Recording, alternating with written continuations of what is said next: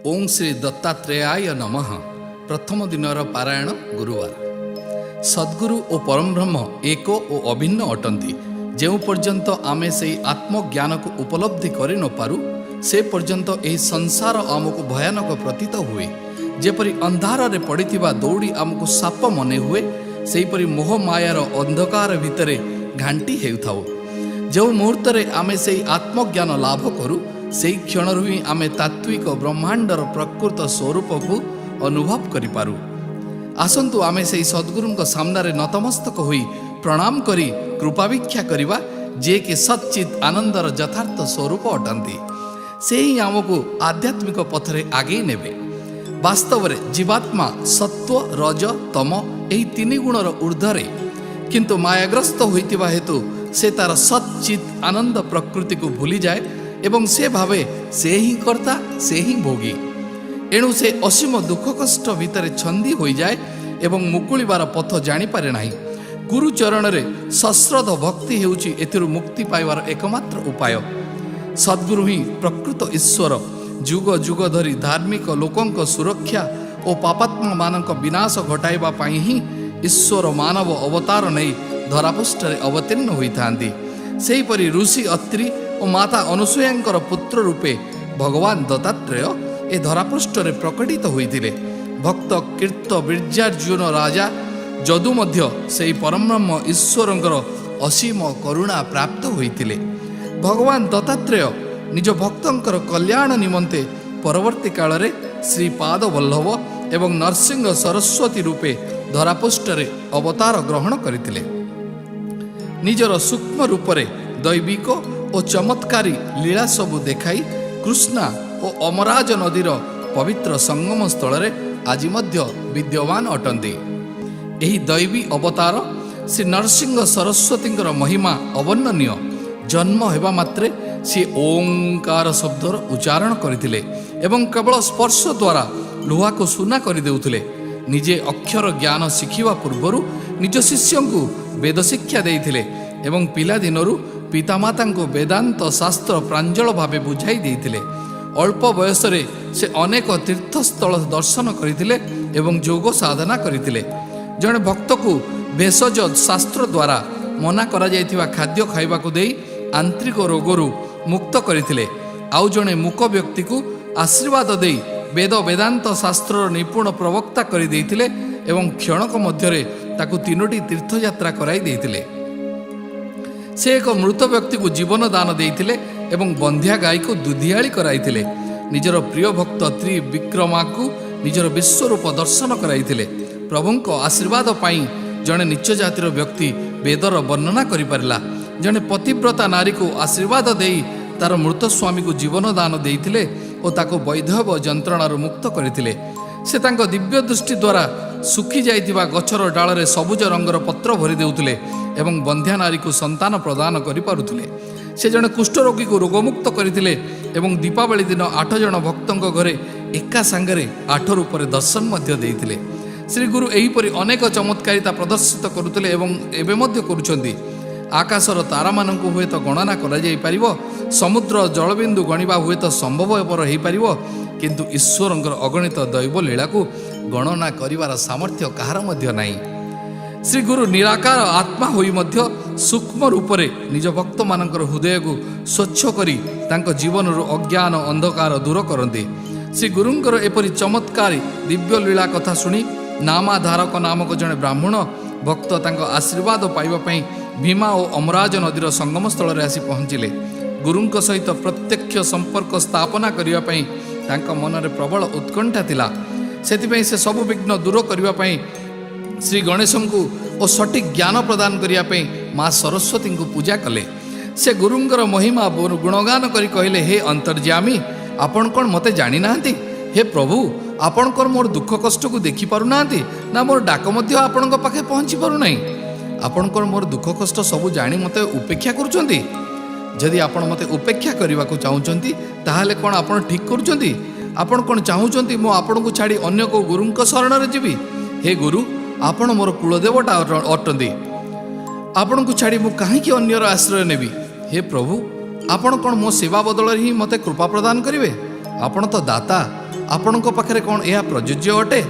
ଯେପରି ବିନା କିଛି ଫଳ ଆଶା ରଖେ ସୂର୍ଯ୍ୟ ତାଙ୍କର କିରଣରେ ଧରା ଆଲୋକିତ କରନ୍ତି ଏବଂ ଇନ୍ଦ୍ର ବର୍ଷା କରନ୍ତି, ସେହିପରି ଆପଣ ମଧ୍ୟ ଧ୍ରୁବ ଆଉ ବିଭୀଷଣଙ୍କୁ ଆଶୀର୍ବାଦ ଦ୍ୱାରା ଅକ୍ଷୟ ସ୍ଥାନ ଦେଉଛନ୍ତି।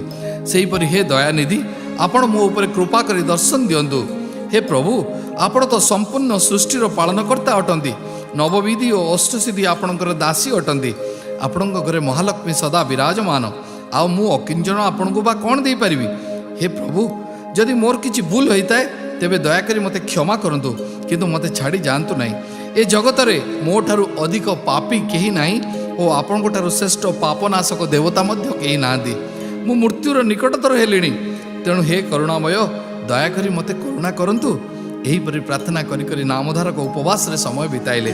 ଦିନେ ଭ୍ରମଣ କରୁ କରୁ ଗୋଟିଏ ବୃକ୍ଷ ତଳେ ନିଦ୍ରା ଗଲେ। ନିଦ୍ରା କାଳରେ ସେ ଏକ ଆନନ୍ଦଦାୟକ ସ୍ୱପ୍ନ ଦେଖିଲେ, ଯେଉଁଥିରେ କି ଜଣେ ଯୋଗୀଙ୍କୁ ଦର୍ଶନ କଲେ। ସେ ଯୋଗୀ ଜଣକ ଜଟାଧାରୀ ଥିଲେ, ଦେହରେ ଭସ୍ମ ବୋଳି ହୋଇଥିଲେ, ବ୍ୟାଘ୍ର ଚମ ପରିଧାନ କରିଥିଲେ ଏବଂ ଗଳା ବାହୁରେ ରୁଦ୍ରାକ୍ଷ ଧାରଣ କରିଥିଲେ। ତାଙ୍କର ଦର୍ଶନ ମାତ୍ରକେ ନାମଧାରକକୁ ସେ ଗୁରୁଙ୍କୁ ଦର୍ଶନ କରିବାର ଉତ୍କଣ୍ଠା ପୁରା ହୋଇଗଲା ଭଳି ଲାଗିଲା। ନାମଧାରକ ନିଜର ମସ୍ତକ ସେହି ଯୋଗୀଙ୍କର ପବିତ୍ର ଚରଣରେ ରଖିଦେଲେ ଏବଂ ଆନନ୍ଦାଶ୍ରୁରେ ପାଦକୁ ଧୌତ କଲେ। ଯୋଗେଶ୍ୱର ନାମଧାରକଙ୍କ ମଥାରେ ବିଭୂତି ଲଗାଇଦେଲେ ଏବଂ ମସ୍ତକରେ ହସ୍ତ ରଖି ଆଶୀର୍ବାଦ କଲେ। ନିଦରୁ ଉଠି ନାମଧାରକ ଆଶ୍ଚର୍ଯ୍ୟ ହୋଇ ଚାରିଆଡ଼େ ଦେଖିବାରେ ଲାଗିଲେ। ସ୍ୱପ୍ନରେ ଦର୍ଶନ କରିଥିବା ସେହି ମହାନ ବିଭୂତିଙ୍କୁ ସଶରୀରରେ ଦର୍ଶନ କରିବାର ଦୃଢ଼ ସଂକଳ୍ପ ନେଇ ତାଙ୍କୁ ଦିବ୍ୟ ରୂପକୁ ଧ୍ୟାନ କରି ଆଗକୁ ଚାଲିଲେ। ଶେଷରେ ଦିନେ ସାଂସାରିକ ମୋହମାୟାର ମୁକ୍ତ ଜଣେ ଅତି କରୁଣାମୟ ଯୋଗୀଙ୍କର ଦର୍ଶନ ପାଇଲେ। ବାସ୍ତବରେ ସେ ସେହି ଯୋଗୀ ଥିଲେ ଯିଏକି ତାଙ୍କୁ ସ୍ୱପ୍ନରେ ଦର୍ଶନ ଦେଇଥିଲେ। ନାମଧାରକ ତାଙ୍କୁ ସ୍ୱପ୍ନରେ ଦେଖି ଅତି ଆନନ୍ଦିତ ହୋଇଗଲେ ଏବଂ ନମ୍ର ସ୍ୱରରେ ପ୍ରାର୍ଥନା କରି କହିଲେ, ହେ ଭଗବାନ, ଆପଣ ମୋର ମାତା ପିତା ରକ୍ଷାକର୍ତ୍ତା ଗୁରୁ ଅଟନ୍ତି। ଆପଣ କୁଆଡ଼େ ଯାଉଛନ୍ତି? ମୋର ସୌଭାଗ୍ୟ ଯୋଗୁଁ ମୁଁ ଆପଣଙ୍କର ଦର୍ଶନ ଲାଭ କରିପାରିଲି। ଆପଣ ମୋର ସବୁକିଛି ଅଟନ୍ତି। ମୁଁ ଜାଣିଛି ସନ୍ଥ ମହାତ୍ମାମାନେ ହିଁ ମନୁଷ୍ୟକୁ ଦୁଃଖ କଷ୍ଟରୁ ଉଦ୍ଧାର କରନ୍ତି। ସେଥିପାଇଁ ମୁଁ ଶ୍ରୀ ଗୁରୁଙ୍କୁ ଖୋଜିବାକୁ ବାହାରିଛି। ସେଥିପାଇଁ ଦରକାର ହେଲେ ମୋ ପ୍ରାଣର ଆହୁତି ମଧ୍ୟ ଦେଇଦେବି। ସମସ୍ତଙ୍କ ପକ୍ଷରେ ମୋର ଦୁଃଖ ଦୂର କରିବା ସମ୍ଭବ ନୁହେଁ, କିନ୍ତୁ ଆପଣଙ୍କ ଦର୍ଶନ ମାତ୍ରକେ ମୋ ହୃଦୟ ଆନନ୍ଦରେ ଭରି ଯାଉଛି। ସେଥିପାଇଁ ମୋର ବିଶ୍ୱାସ ଯେ କେବଳ ଆପଣ ହିଁ ମୋର ଦୁଃଖ ଦୂର କରିପାରିବେ। ମହାତ୍ମା କହିଲେ, ମୁଁ ଜଣେ ଯୋଗୀ ଏବଂ ସୁପ୍ରସିଦ୍ଧ ଶ୍ରୀ ନରସିଂହ ସରସ୍ୱତୀ ସ୍ୱାମୀଙ୍କର ଶିଷ୍ୟ ଅଟେ। ମୋର ଗୁରୁ ଭୀମା ନଦୀ କୂଳରେ ରୁହନ୍ତି। ଭକ୍ତଜନଙ୍କର ଉଦ୍ଧାର ପାଇଁ ସେ ଅବତାର ଗ୍ରହଣ କରିଛନ୍ତି। ତାଙ୍କର ଭକ୍ତମାନେ କେବେ ବି ଗରିବ ରୁହନ୍ତି ନାହିଁ ଏବଂ ଗୁରୁ କୃପା ଯୋଗୁଁ ଭୌତିକ ସୁଖ ସହିତ ଆଧ୍ୟାତ୍ମିକ ସୁଖ ମଧ୍ୟ ପାଆନ୍ତି।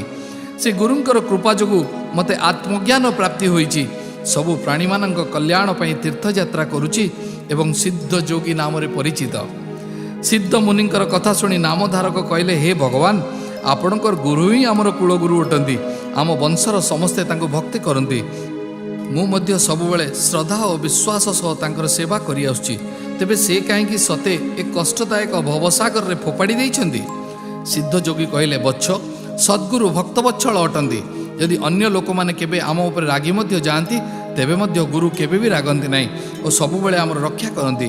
କିନ୍ତୁ ଯଦି ଶ୍ରୀ ଗୁରୁ କେବେ କାହା ଉପରେ ରାଗି ଯାଆନ୍ତି, ତେବେ କେହି ମଧ୍ୟ ତାଙ୍କୁ ରକ୍ଷା କରିପାରିବେ ନାହିଁ।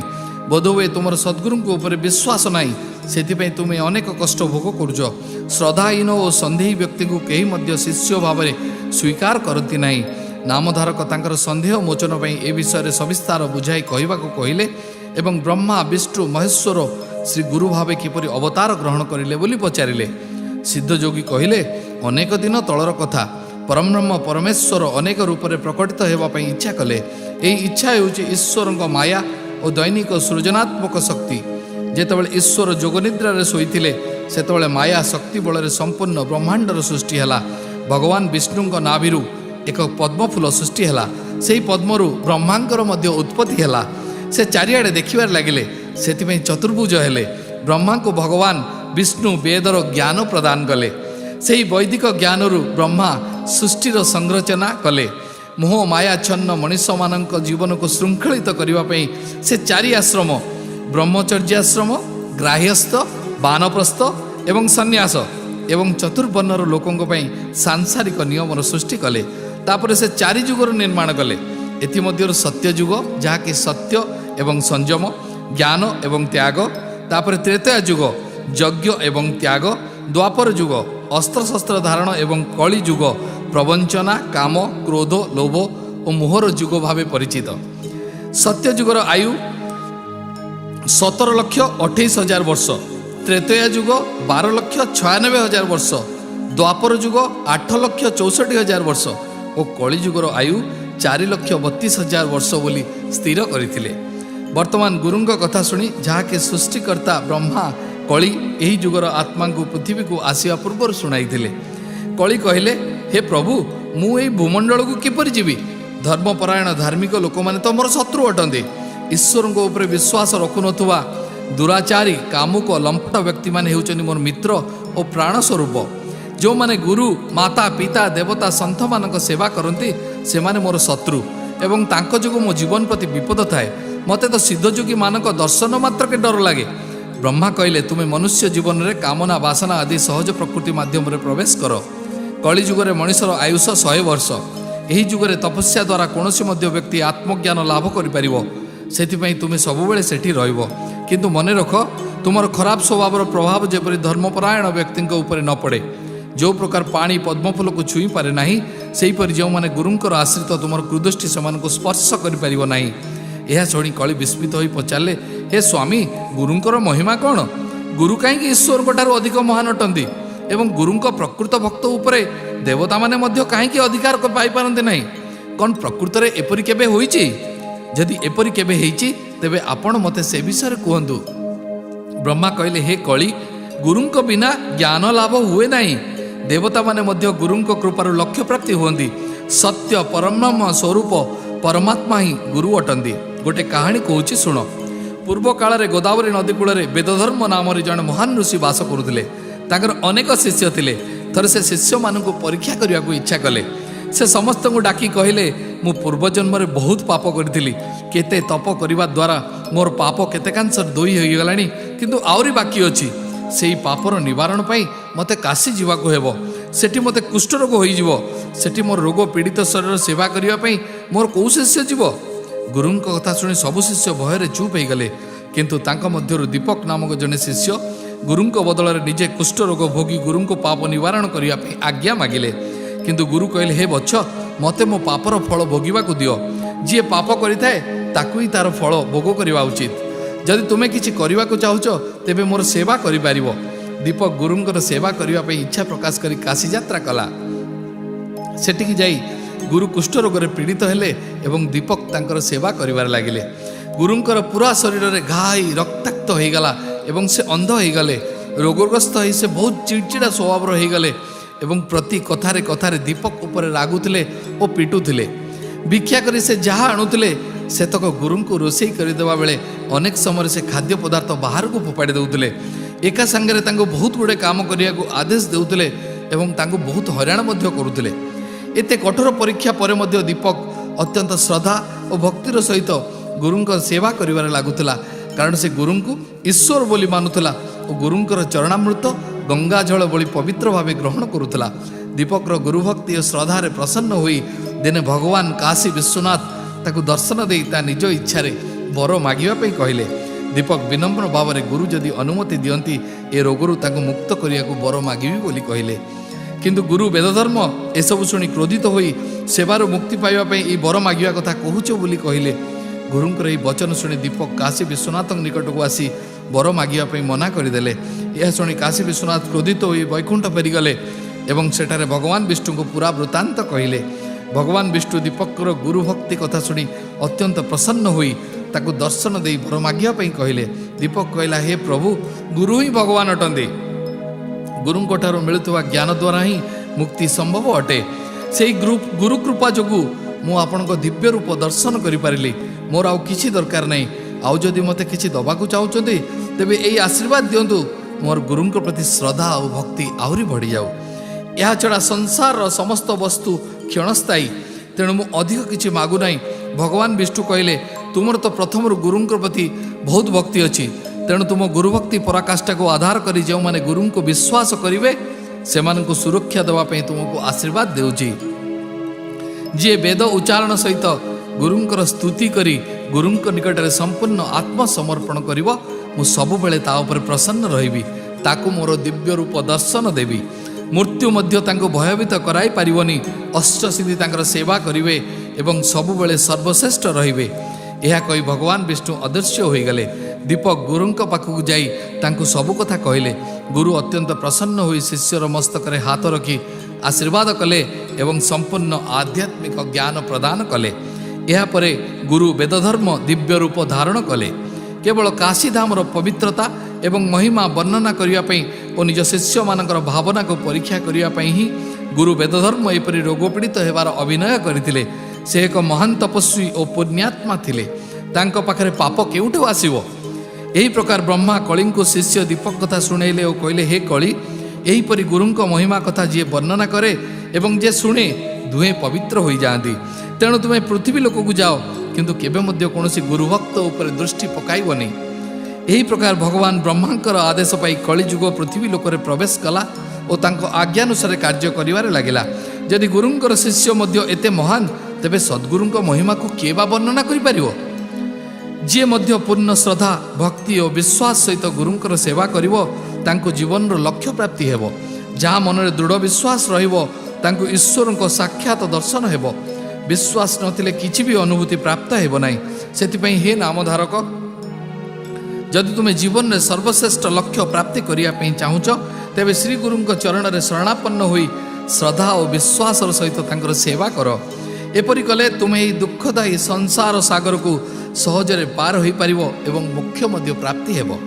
नामधारक सिद्धंकु प्रश्न कले, श्रीगुरु हेउचंदी स्वयं परमेश्वर, से काहेकि ए धरापृष्ठ रे अवतार ग्रहण कले। सिद्ध मुनि कहले, बच्छ, तुमे प्रकृतर धन्य एवं ईश्वरंकर तुम उपरे कृपा अछि। सेतिपई एही विषय जानिबा पई तुमे एते उत्सुक अटे। एही श्रद्धा जोगु शेषरे तुमे मुक्ति पाइजिवो। मु पूर्वर बहु बार पृथ्वी परिक्रमा करिछि, किंतु केही जणे मध्य मते गुरुचरित्र विषय पचारि नाहंती। किंतु आज एते दिन पर तुमे मते गुरुचरित्र विषय वर्णना करिया को कहउछ। जेपरि पूर्णचंद्र को बा पूर्णिमा देखिकरी समुद्र रे उताल जुआर सृष्टि हुए, ठीक सेही परि तुम भली जिज्ञासु भक्तों को देखि मो हृदय रे आनंदर लहरी सृष्टि हेउजी। वर्तमान ध्यान देई सुण। श्री गुरु और तांकर दिव्य लीला अनंत अटे। श्री गुरु चरित्र अवर्णनीय। सेगुड़िक मानवीय चिंता और चेतना रे ठीक भावे बुझी वर्णना करिबो अत्यंत कष्टकर।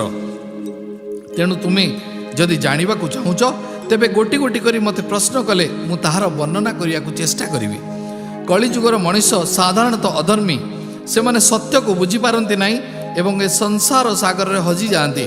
सागर बुकुरे जेपरि अनवरत जुआर सृष्टि हेउची, ठीक सेहीपरि कलिजुगर मनुष्य मानक मनरे अनवरत सुख और संभोगर चिंताधारा सृष्टि हेउची।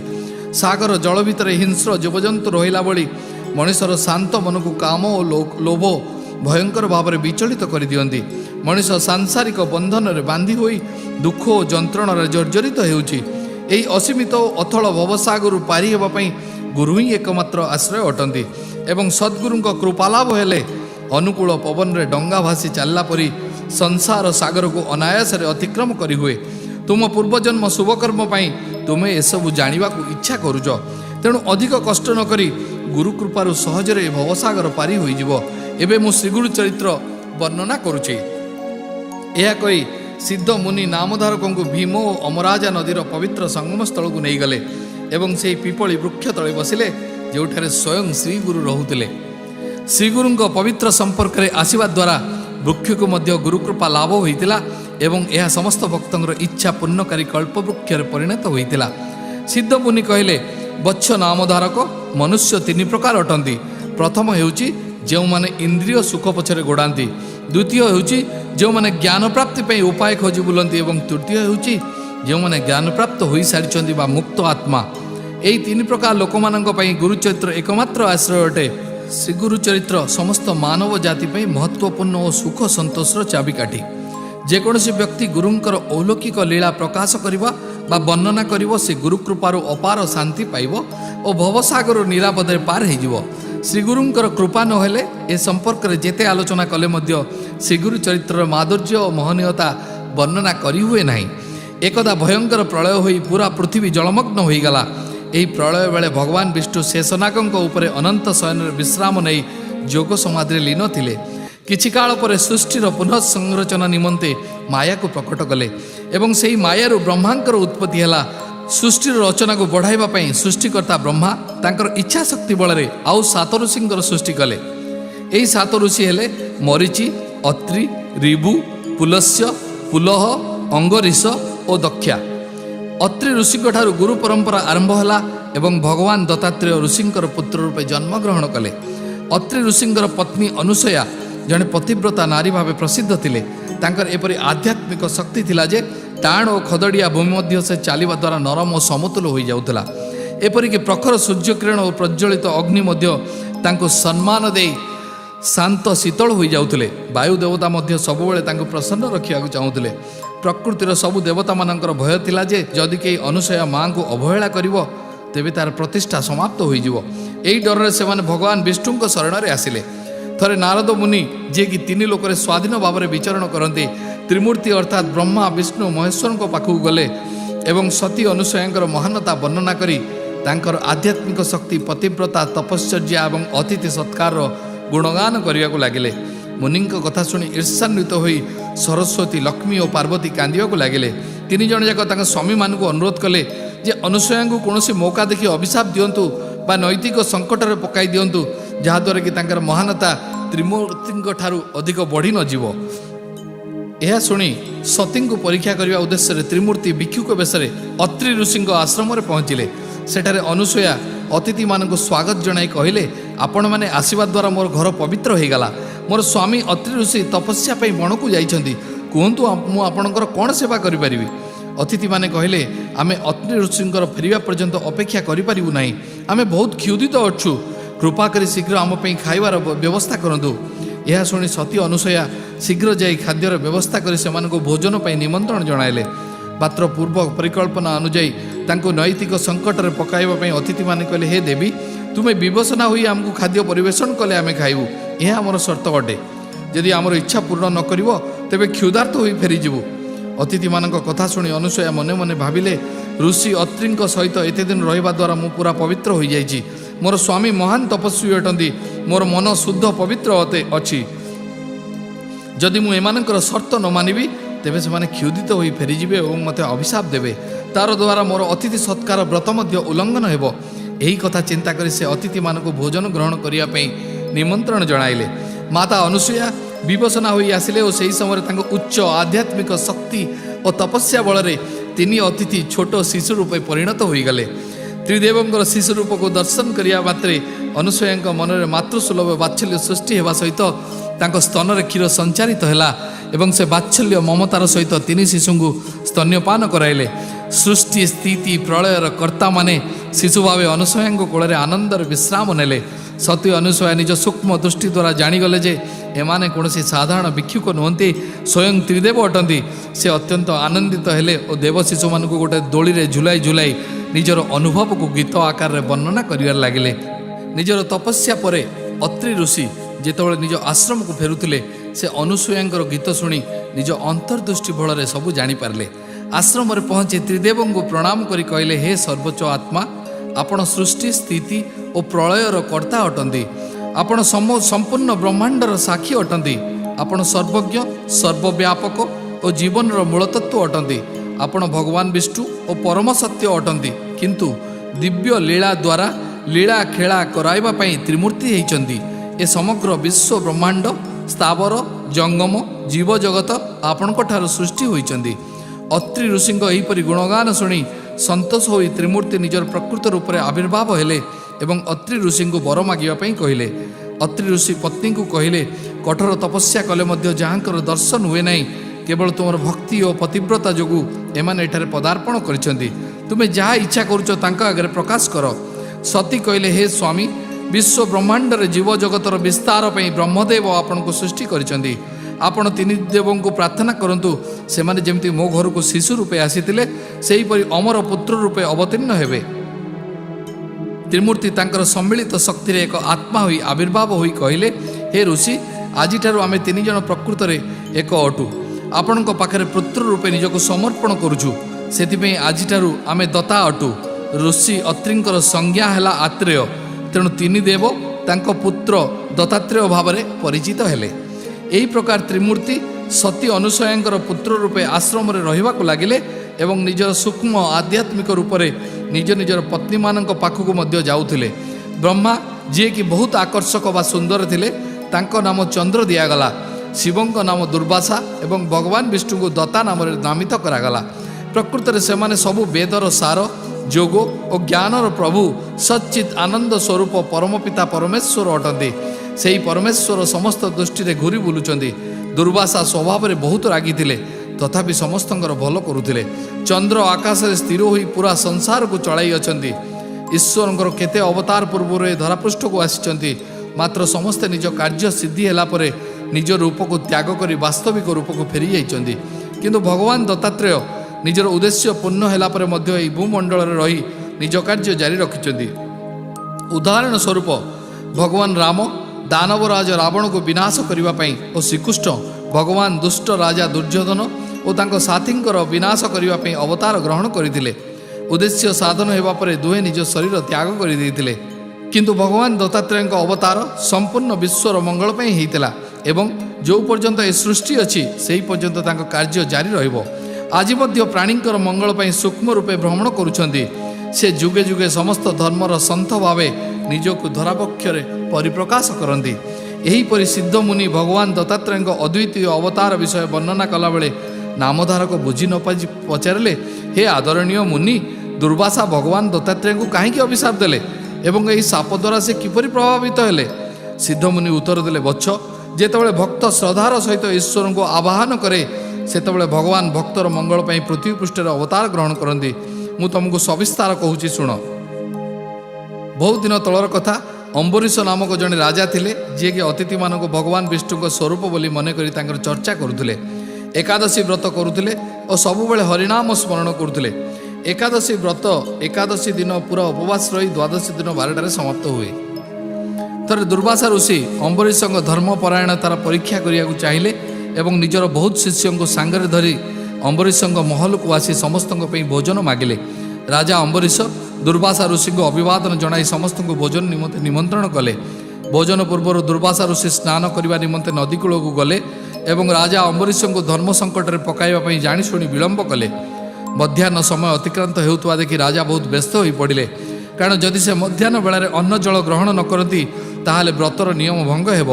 ଅପରପକ୍ଷରେ ଯଦି ସେ ଅତିଥି ସତ୍କାର ନ କରି ନିଜେ ଅନ୍ନ ଜଳ ଗ୍ରହଣ କରନ୍ତି ତେବେ ଧର୍ମାନୁସାରେ ଅତିଥିମାନଙ୍କର ଅପମାନ ହେବ।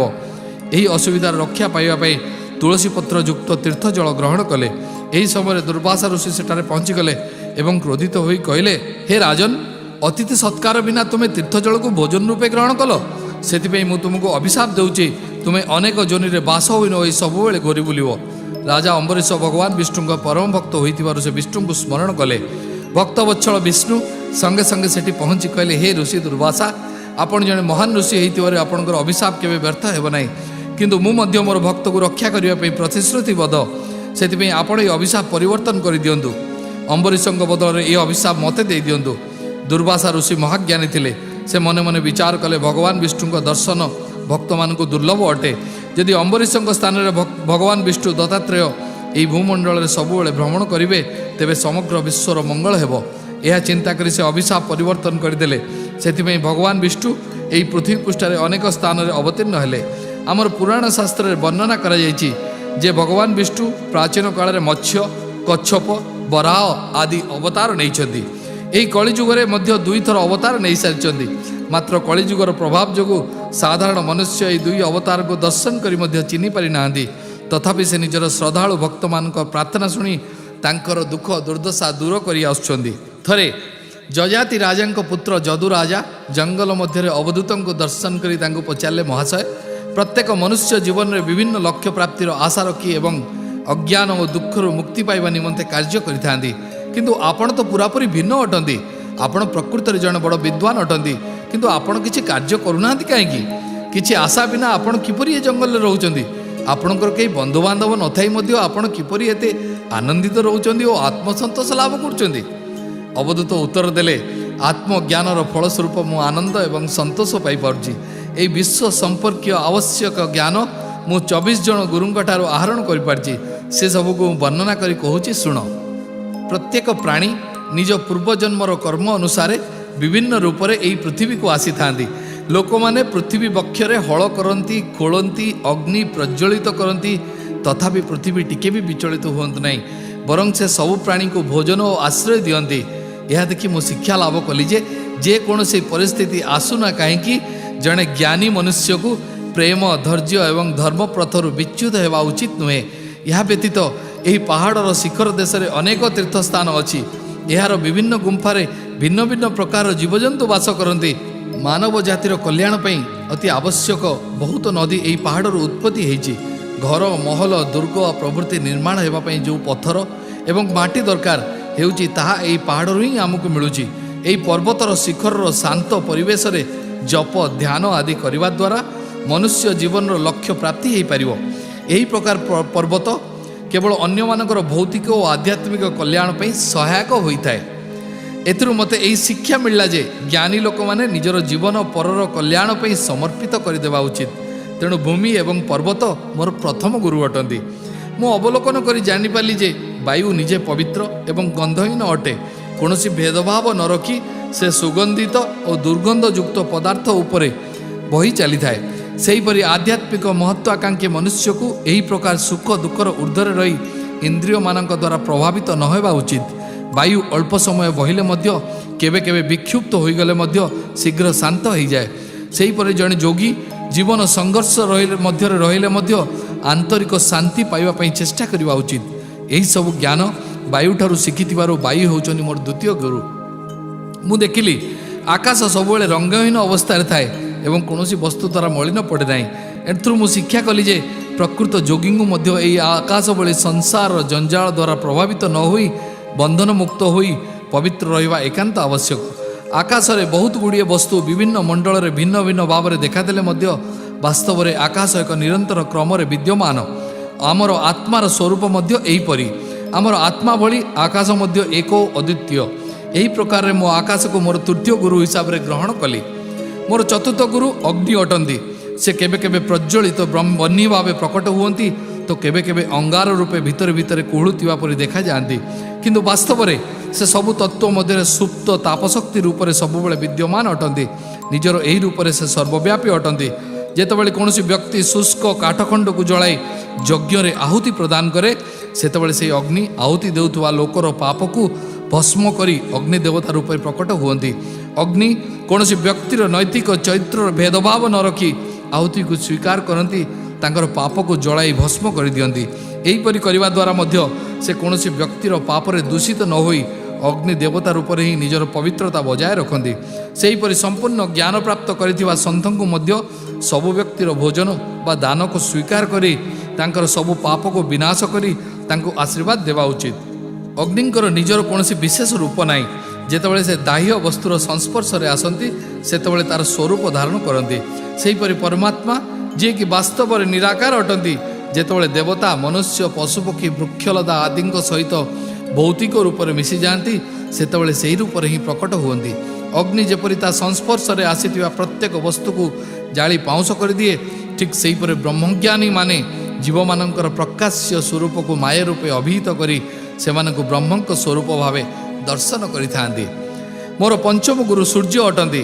आमे दैनंदिन जीवन में एक सूर्य को दर्शन कले मध्य जेतेबेले विभिन्न जलपूर्ण पात्र रे देखिबा से सूर्य को अनेक रूप में प्रतिफलित होई देखा देवे। ठीक सही प्रकार परमात्मा एक हेले मध्य विभिन्न भौतिक रूप में प्रतिफलित होई अनेक प्राणींकर रूप नहीं थांती। ग्रीष्म काल रे सूर्य पृथ्वी पृष्ठ को जल को बाष्प आकार टाणी निए एवं से जल को ठीक समय वर्षा आकार पृथ्वी पृष्ठ को फेराई दिए। सेहीपरि ऋषि निजर ज्ञानेन्द्रिय द्वारा बहु ज्ञान आहरण करती और ठीक समय निजर योग्य शिष्य को सही ज्ञान प्रदान करती। जो प्रकार सूर्य निजर किरण द्वारा सृष्टिर प्रत्येक रूप को प्रतिफलित करी आलोकित करिथांती सेहीपरि ऋषि मध्य ज्ञान द्वारा निज भक्त मानक सबु वस्तुर सत्यता विषय जणाई देइथांती। गुरु माने समस्त को एक समान देखुतिले मध्य प्रत्येक व्यक्ति निजर बोधगम्यता अनुजाई गुरुंको ठारो ज्ञान आहरण करिथांती। मते गोटिए पारा ठारो मध्य ज्ञान लाभ होइतिला। थरे दुईटी पारा गोटे वृक्षर रोउथिले सेमाने बहु जत्न रे तांको छुआंको पाळुथिले। दिने गोटे शिकारी तांको छुआ मानकु जाल रे धरि नेला। जेतेबेले माँ पारा जंगल निज छुआंको पई खाद्य नहीं फेरिला से पिला मानक एपरि दुर्दशा देखि सही न पारी मोहबश होई से जाल को कूदी निज प्राण त्याग करदेला। किछि समय पर पुरुष पाराटी घर को फेरी स्त्री और छुआंकर एपरी दुर्दशा देखी से मध्य से जाल गुड़े निज प्राण त्याग कला। यही कथा चिंता करी मु जानी पारली जे मनुष्य एक बुद्धिमान प्राणी होई मध्य सांसारिक मोहमाया बांधी होई जंत्रणा सिक्त हेबा सह निजर आध्यात्मिक विनाश मध्य करुछि। आत्मा जी कि प्रकृत में स्वतंत्र अटे निजर वास्तव स्वरूप को भूली निजको शरीर बोली मन करे एवं अनंत काल पर्यंत जन्म मृत्युर चक्रव्यूह मध्य जंत्रणा रे छटपट होताए। सेतिपई पारा को मोर षष्ठ गुरु भावे मु मानि नेछि। अजगर एक अलसुआ प्राणी अटे एवं निज शिकार को धरिया पे मध्य से विशेष फूर्ति देखाई न थाए। शिकार अपेक्षा शोई रही थाए एवं जो प्राणी ता पाखक आसे ताकू गेली दिए। सेतिकी खाद्य तापई यथेष्ट हेबो बा न हेबो सेतिप्रति ध्यान दिए नाही। एथिरु मते शिक्षा मिलला जे जणे ज्ञानी को भोगविलास एवं अन्य सुखठारु निजको दूर रखिबा उचित एवं अनायास जहाँ भी मिलुची ताकू संतोष सहित स्वीकार करने उचित। निजर समस्त शक्ति को एकत्र करी सबुबले आत्मचिंतन करने उचित। यहीपरि अजगर मोर सप्तम गुरु अटंती। समुद्र अद्भुत प्रकृति देखी मते बहुत ज्ञान लाभ है। जलपूर्ण अनेक नदी समुद्र में मिसिले मध्य तार स्तर में वृद्धि हुए ना। सेहीपरि ग्रीष्म ऋतु में जितेबाला नदी सबू सुखी जाए तेबे भी तार जलस्तर टिके मध्य कमे ना। से प्रकार ज्ञानी सन्थ माने जीवन में खुशी आसिले आनंद रे अधीर हुअन्ति नाही बा दुख रे म्रियमाण हुअन्ति नाही। समुद्र भली से अजय अटंती और केबे भी विचलित हुअन्ति नाही। समुद्र केबे भी मूल्यवान मोती गुड़ी को बाहर को फोपाड़ी दिए नाही किंबा अनावश्यक वर्ज्य वस्तु को ता गर्भरे अधिक समय रखे नाही। सेहीपरि जणे सन्थ निजर प्राकृतिक गुणी गुड़ी को केबे त्याग करती नाही किंबा प्रकृतिर कोनोसी भी खराब गुण को स्पर्श मध्य करती नाही। एहीपरि शिक्षा देउतबा समुद्र हेउचंदी मोर अष्टम गुरु। मु बहुत थर लक्ष्य करिछि पतंग माने अग्नि आड़ को आकर्षित होई सेथिरे कूदी निज प्राण त्याग करती। ठीक सेहीपरि जणे अज्ञानी व्यक्ति इंद्रिय सुख प्रति आकर्षित होई जन्म मृत्युर चक्र दुख भोग करती। अपरपक्षे जणे ज्ञानी व्यक्ति सबुकिछि त्याग करी ज्ञान रूपक अग्नि रे कूदी मोह मायार जाल को भस्म करी आत्मदर्शन लाभ करिथाए। तेणु पतंग हेउचंदी मोर नवम गुरु। हाथी मोर दशम गुरु अटंती। शिकारी जंगल रे माई हाथीर पुतलिका छिड़ा करि थांदी कारण ताकू देखी जंगली हाथी संगम पे अग्रसर हेला बेले चालाक शिकारी जाल रे धरा पड़ी थाए। एहीपरि परस्त्री प्रति खराब दृष्टि रखी रावण और दुर्योधन परि दुष्ट राजांकर विनाश होइतिला। तेणु मुक्ति लाभ पई इच्छा रखुथुवा प्रत्येक प्राणी कामना वासना ठारू सबुबले दूर रहिबा उचित। पिंपुड़ी बहुत परिमाण रे खाद्य पदार्थ संचय कर रखि थाए जहाकू से निजे खाई पारे नाही किंबा को प्राणी को दान मध्य दिए नाही। फलस्वरूप ताठारू अधिक शक्तिशाली प्राणी पिंपुड़ी मानक लुटि नियंती। सेहीपरि जो व्यक्ति भौतिक पदार्थ संचय करिवारे निजर जीवन कटाई दिए से लुटमार और हत्यार शिकार मध्य हुए। किंतु पिंपुड़ी ठारू आमको किछि भल शिक्षा मध्य मिलिथाए। पिंपुड़ी अत्यधिक परिश्रमी प्राणी अटे। से सबुबले काम करुथाए एवं रास्तार आसुथुवा बाधाविघ्न को खातिर नकरी खाद्य पदार्थ एकत्रित करिरे लागिथाए। सेहीपरि आत्मज्ञान प्राप्ति आशा रखुथुवा व्यक्ति को निज लक्ष्य प्राप्ति पई अत्यधिक परिश्रम करने आवश्यक। यही सत्य मते यही छोट पिंपुड़ीटी ही शिखाई। तेणु पिंपुड़ी मोर एकादश गुरु। माछ लोभर बशवर्ती होई बंशी कंटारे लागिथिबा खाद्य को खाइला मात्रे सेथे लागि जाए। सेहीपरि स्वादिष्ट भोजन लालसा मनुष्यर विनाशर कारण होइताए। सेथिपई विद्वान व्यक्ति को निजर जीवन धारण पई स्वादयुक्त खाद्य छाड़ी केवल पुष्टिकर खाद्य खाइबा उचित। यह छड़ा माछ केबे भी निजर घर अर्थात जल छाड़ी रही पारे नाही। सेहीपरि मनुष्य को निजर प्रकृत आत्मस्वरूप को केबे भूलिबा उचित नुहे। सेथिपई माछ हेउचंदी मोर द्वादश गुरु। मोर त्रयोदश गुरु हेउचंदी पिंगला नामक बेश्या जी कि मते आत्म जागरण प्रदान करछंदी। थरे से जने अति धनी ग्राहकंकर अपेक्षा रे अनेक राति पर्यंत चाहि रहिला। जेतेबेले से आसिला नाही सेतेबेले तार मोह भंग हैला और भाबिबाकू लागिला अरे मु केडे मूर्ख अटे। मोर दिव्य आत्मा जहाँ कि परमानंद स्वरूप अटे ताकू भूली मु एक विलासी पुरुष जे कि काम वासना रे अंध होई मते असहनीय जंत्रणा देउची तार अपेक्षा रे रहिची। आज ठारू मु निजे निजर आत्मज्ञान प्राप्ति पई चेष्टा करिवि और ईश्वर चिंतार लीन रही शाश्वत आनंद प्राप्त हेबी। यही प्रकार पश्चाताप पर ताकू अत्यंत आनंद मिलला। एहितरु मते एही शिक्षा मिलला जे केबे भी कोनोसी परिस्थिति रे परर द्रव्य प्रति लोभासक्त हेबा उचित नुहे। यह दुखर कारण होइताए। लोभ त्याग करिबा द्वारा मनुष्य असीम आनंदर अधिकारी होइताए। ଥରେ ଜଣେ ବାଣ ନିର୍ମାତା ବାଣ ତିଆରି କରିବାରେ ଏତେ ନିମଗ୍ନ ଥିଲା ଯେ ତା ପାଖ ବାତାବରଣ ବିଷୟରେ ଭୁଲି ଯାଇଥିଲା। ଏପରିକି ପାଖରେ ଯାଉଥିବା ରାଜାଙ୍କର ଶୋଭାଯାତ୍ରାକୁ ମଧ୍ୟ ସେ ଦେଖିପାରିଲା ନାହିଁ। ଏହି ଦୃଶ୍ୟ ଦେଖି ମୁଁ ଏହି ପରମ ସତ୍ୟକୁ ଜାଣିପାରିଲି ଯେ ଏ ପ୍ରକାର ଏକାଗ୍ରତା ଓ ଏକନିଷ୍ଠତା ସହ ଯିଏ ଆତ୍ମଚିନ୍ତନରେ ମଗ୍ନ ରହିବ ସେ ସମସ୍ତ ସାଂସାରିକ ସୁଖର ତୁଚ୍ଛ ପ୍ରଲୋଭନରୁ ମୁକ୍ତି ପାଇପାରିବ। ଏହା ଆଧ୍ୟାତ୍ମିକ ଅନୁଶାସନର ଏକମାତ୍ର ରହସ୍ୟ ଅଟେ। ଏହି ପ୍ରକାର ବାଣ ନିର୍ମାତା ମୋର ଚତୁର୍ଦ୍ଦଶ ଗୁରୁ ଅଟନ୍ତି। ମୁଁ ଅନୁଧ୍ୟାନ କଲି ଛୋଟ ବାଳକ ଓ ବାଳିକାମାନେ ସବୁବେଳେ ଚିନ୍ତାମୁକ୍ତ ରହିଥାନ୍ତି। ସମ୍ମାନ ଅସମ୍ମାନ ପ୍ରତି ତାଙ୍କର ଧ୍ୟାନ ନଥାଏ। କାହା ପ୍ରତି ଖରାପ ଚିନ୍ତା ବା ଈର୍ଷା ଭାବ ସେମାନେ ରଖନ୍ତି ନାହିଁ। କେଉଁ ଜିନିଷଟା ତାଙ୍କ ନିଜର ବା କେଉଁଟା ପରର ତାହା ସେମାନଙ୍କୁ ଜଣା ନଥାଏ। ତାଙ୍କୁ ଖୁସି ରଖିବା ପାଇଁ କୌଣସି ବାହ୍ୟବସ୍ତୁ ବା ପରିସ୍ଥିତିର ଆବଶ୍ୟକତା ନାହିଁ। ତାଙ୍କର ଆନନ୍ଦ ବା ପ୍ରସନ୍ନତା ଅନ୍ତରର ସୃଜନଶୀଳ ଶକ୍ତିରୁ ସ୍ୱତଃ ସୃଷ୍ଟି ହୋଇଥାଏ। ଏଥିରୁ ମୁଁ ଜାଣିପାରିଲି ଯେ ଜଣେ ସମ୍ପୂର୍ଣ୍ଣ ଆତ୍ମଜ୍ଞାନୀ ସନ୍ଥଙ୍କର ସ୍ୱଭାବ ଏହି ପ୍ରକାର ହେବା ଉଚିତ। ଏହିପରି ଛୋଟ ଚଞ୍ଚଳ ବାଳକ ମୋର ପଞ୍ଚଦଶ ଗୁରୁ ଅଟନ୍ତି। ପ୍ରକୃତିର ସବୁଠାରୁ ଅଦ୍ଭୁତ ସୃଷ୍ଟି ଚନ୍ଦ୍ର ଅଟନ୍ତି। କୃଷ୍ଣ ପକ୍ଷ ଶୁକ୍ଳ ପକ୍ଷ ଅନୁସାରେ ସେ ପୂର୍ଣ୍ଣ ରୂପ ନିଅନ୍ତି ତ କେବେ କମ୍ ହୋଇଯାଆନ୍ତି ଏବଂ କେବେ ଅଧିକ ଆଲୋକ ଦିଅନ୍ତି ତ କେବେ ଅନ୍ଧକାର ମଧ୍ୟ କରିଦିଅନ୍ତି। କିନ୍ତୁ ପ୍ରକୃତରେ ଚନ୍ଦ୍ର ସବୁବେଳେ ଏକ ପ୍ରକାର ଥାଆନ୍ତି। ସେ ମନୁଷ୍ୟର ଆତ୍ମା ସମାନ ଅଟନ୍ତି। ମନୁଷ୍ୟ ଶୈଶବ ବାଲ୍ୟାବସ୍ଥା ଯୁବାବସ୍ଥା ବୃଦ୍ଧାବସ୍ଥା ଅତିକ୍ରମ କଲେ ମଧ୍ୟ ତାର ପ୍ରକୃତ ସ୍ୱରୂପ ଅର୍ଥାତ୍ ଆତ୍ମା ସବୁବେଳେ ଅପରିବର୍ତ୍ତିତ ଥାଏ। ଶରୀରରେ ପରିବର୍ତ୍ତନ ଆସେ କିନ୍ତୁ ଆତ୍ମାରେ ନୁହେଁ। ଚନ୍ଦ୍ରଙ୍କର ନିଜର ଆଲୋକ ନଥାଏ। ସେ ସୂର୍ଯ୍ୟଙ୍କ ଆଲୋକକୁ ପ୍ରତିଫଳିତ କରିଥାନ୍ତି ମାତ୍ର। ଠିକ୍ ସେହିଭଳି ମନୁଷ୍ୟର ଆତ୍ମା ପରମାତ୍ମାଙ୍କର ଏକ ପ୍ରତିଫଳନ ମାତ୍ର। ଚନ୍ଦ୍ର ଯେପରି ସମସ୍ତଙ୍କୁ ଶୀତଳତା ପ୍ରଦାନ କରିଥାନ୍ତି ସେହିପରି ସର୍ବଜ୍ଞାନୀ ଋଷି ମଧ୍ୟ ଈଶ୍ୱରଙ୍କ ଆଶୀର୍ବାଦ ବିତରଣ କରି ସମସ୍ତ ଜୀବଙ୍କର ଦୁଃଖ ଦୂର କରି ଶାନ୍ତି ପ୍ରଦାନ କରିଥାନ୍ତି। ଚନ୍ଦ୍ରଙ୍କ ଠାରୁ ଏହି ଶିକ୍ଷା ଲାଭ କରିଥିବାରୁ ଚନ୍ଦ୍ର ମୋର ଷୋଡ଼ଶ ଗୁରୁ ଅଟନ୍ତି। ସୂର୍ଯ୍ୟାସ୍ତ ସମୟରେ ଜ୍ଞାନ ଆହରଣ ପାଇଁ ବୁଲୁ ବୁଲୁ ମୁଁ ଦେଖିଲି ମହୁମାଛି ପଦ୍ମଫୁଲର ମହକରେ ଆକର୍ଷିତ ହୋଇ ଫୁଲ ଉପରେ କିଛି ସମୟ ବିଶ୍ରାମ କରୁଛି। କିନ୍ତୁ ରାତ୍ରି ସମୟରେ ପଦ୍ମଫୁଲ ତାର ପାଖୁଡ଼ା ବନ୍ଦ କରିଦେଲେ ମାଛିଟି ତା ଭିତରେ ବନ୍ଦ ହୋଇଯାଉଛି।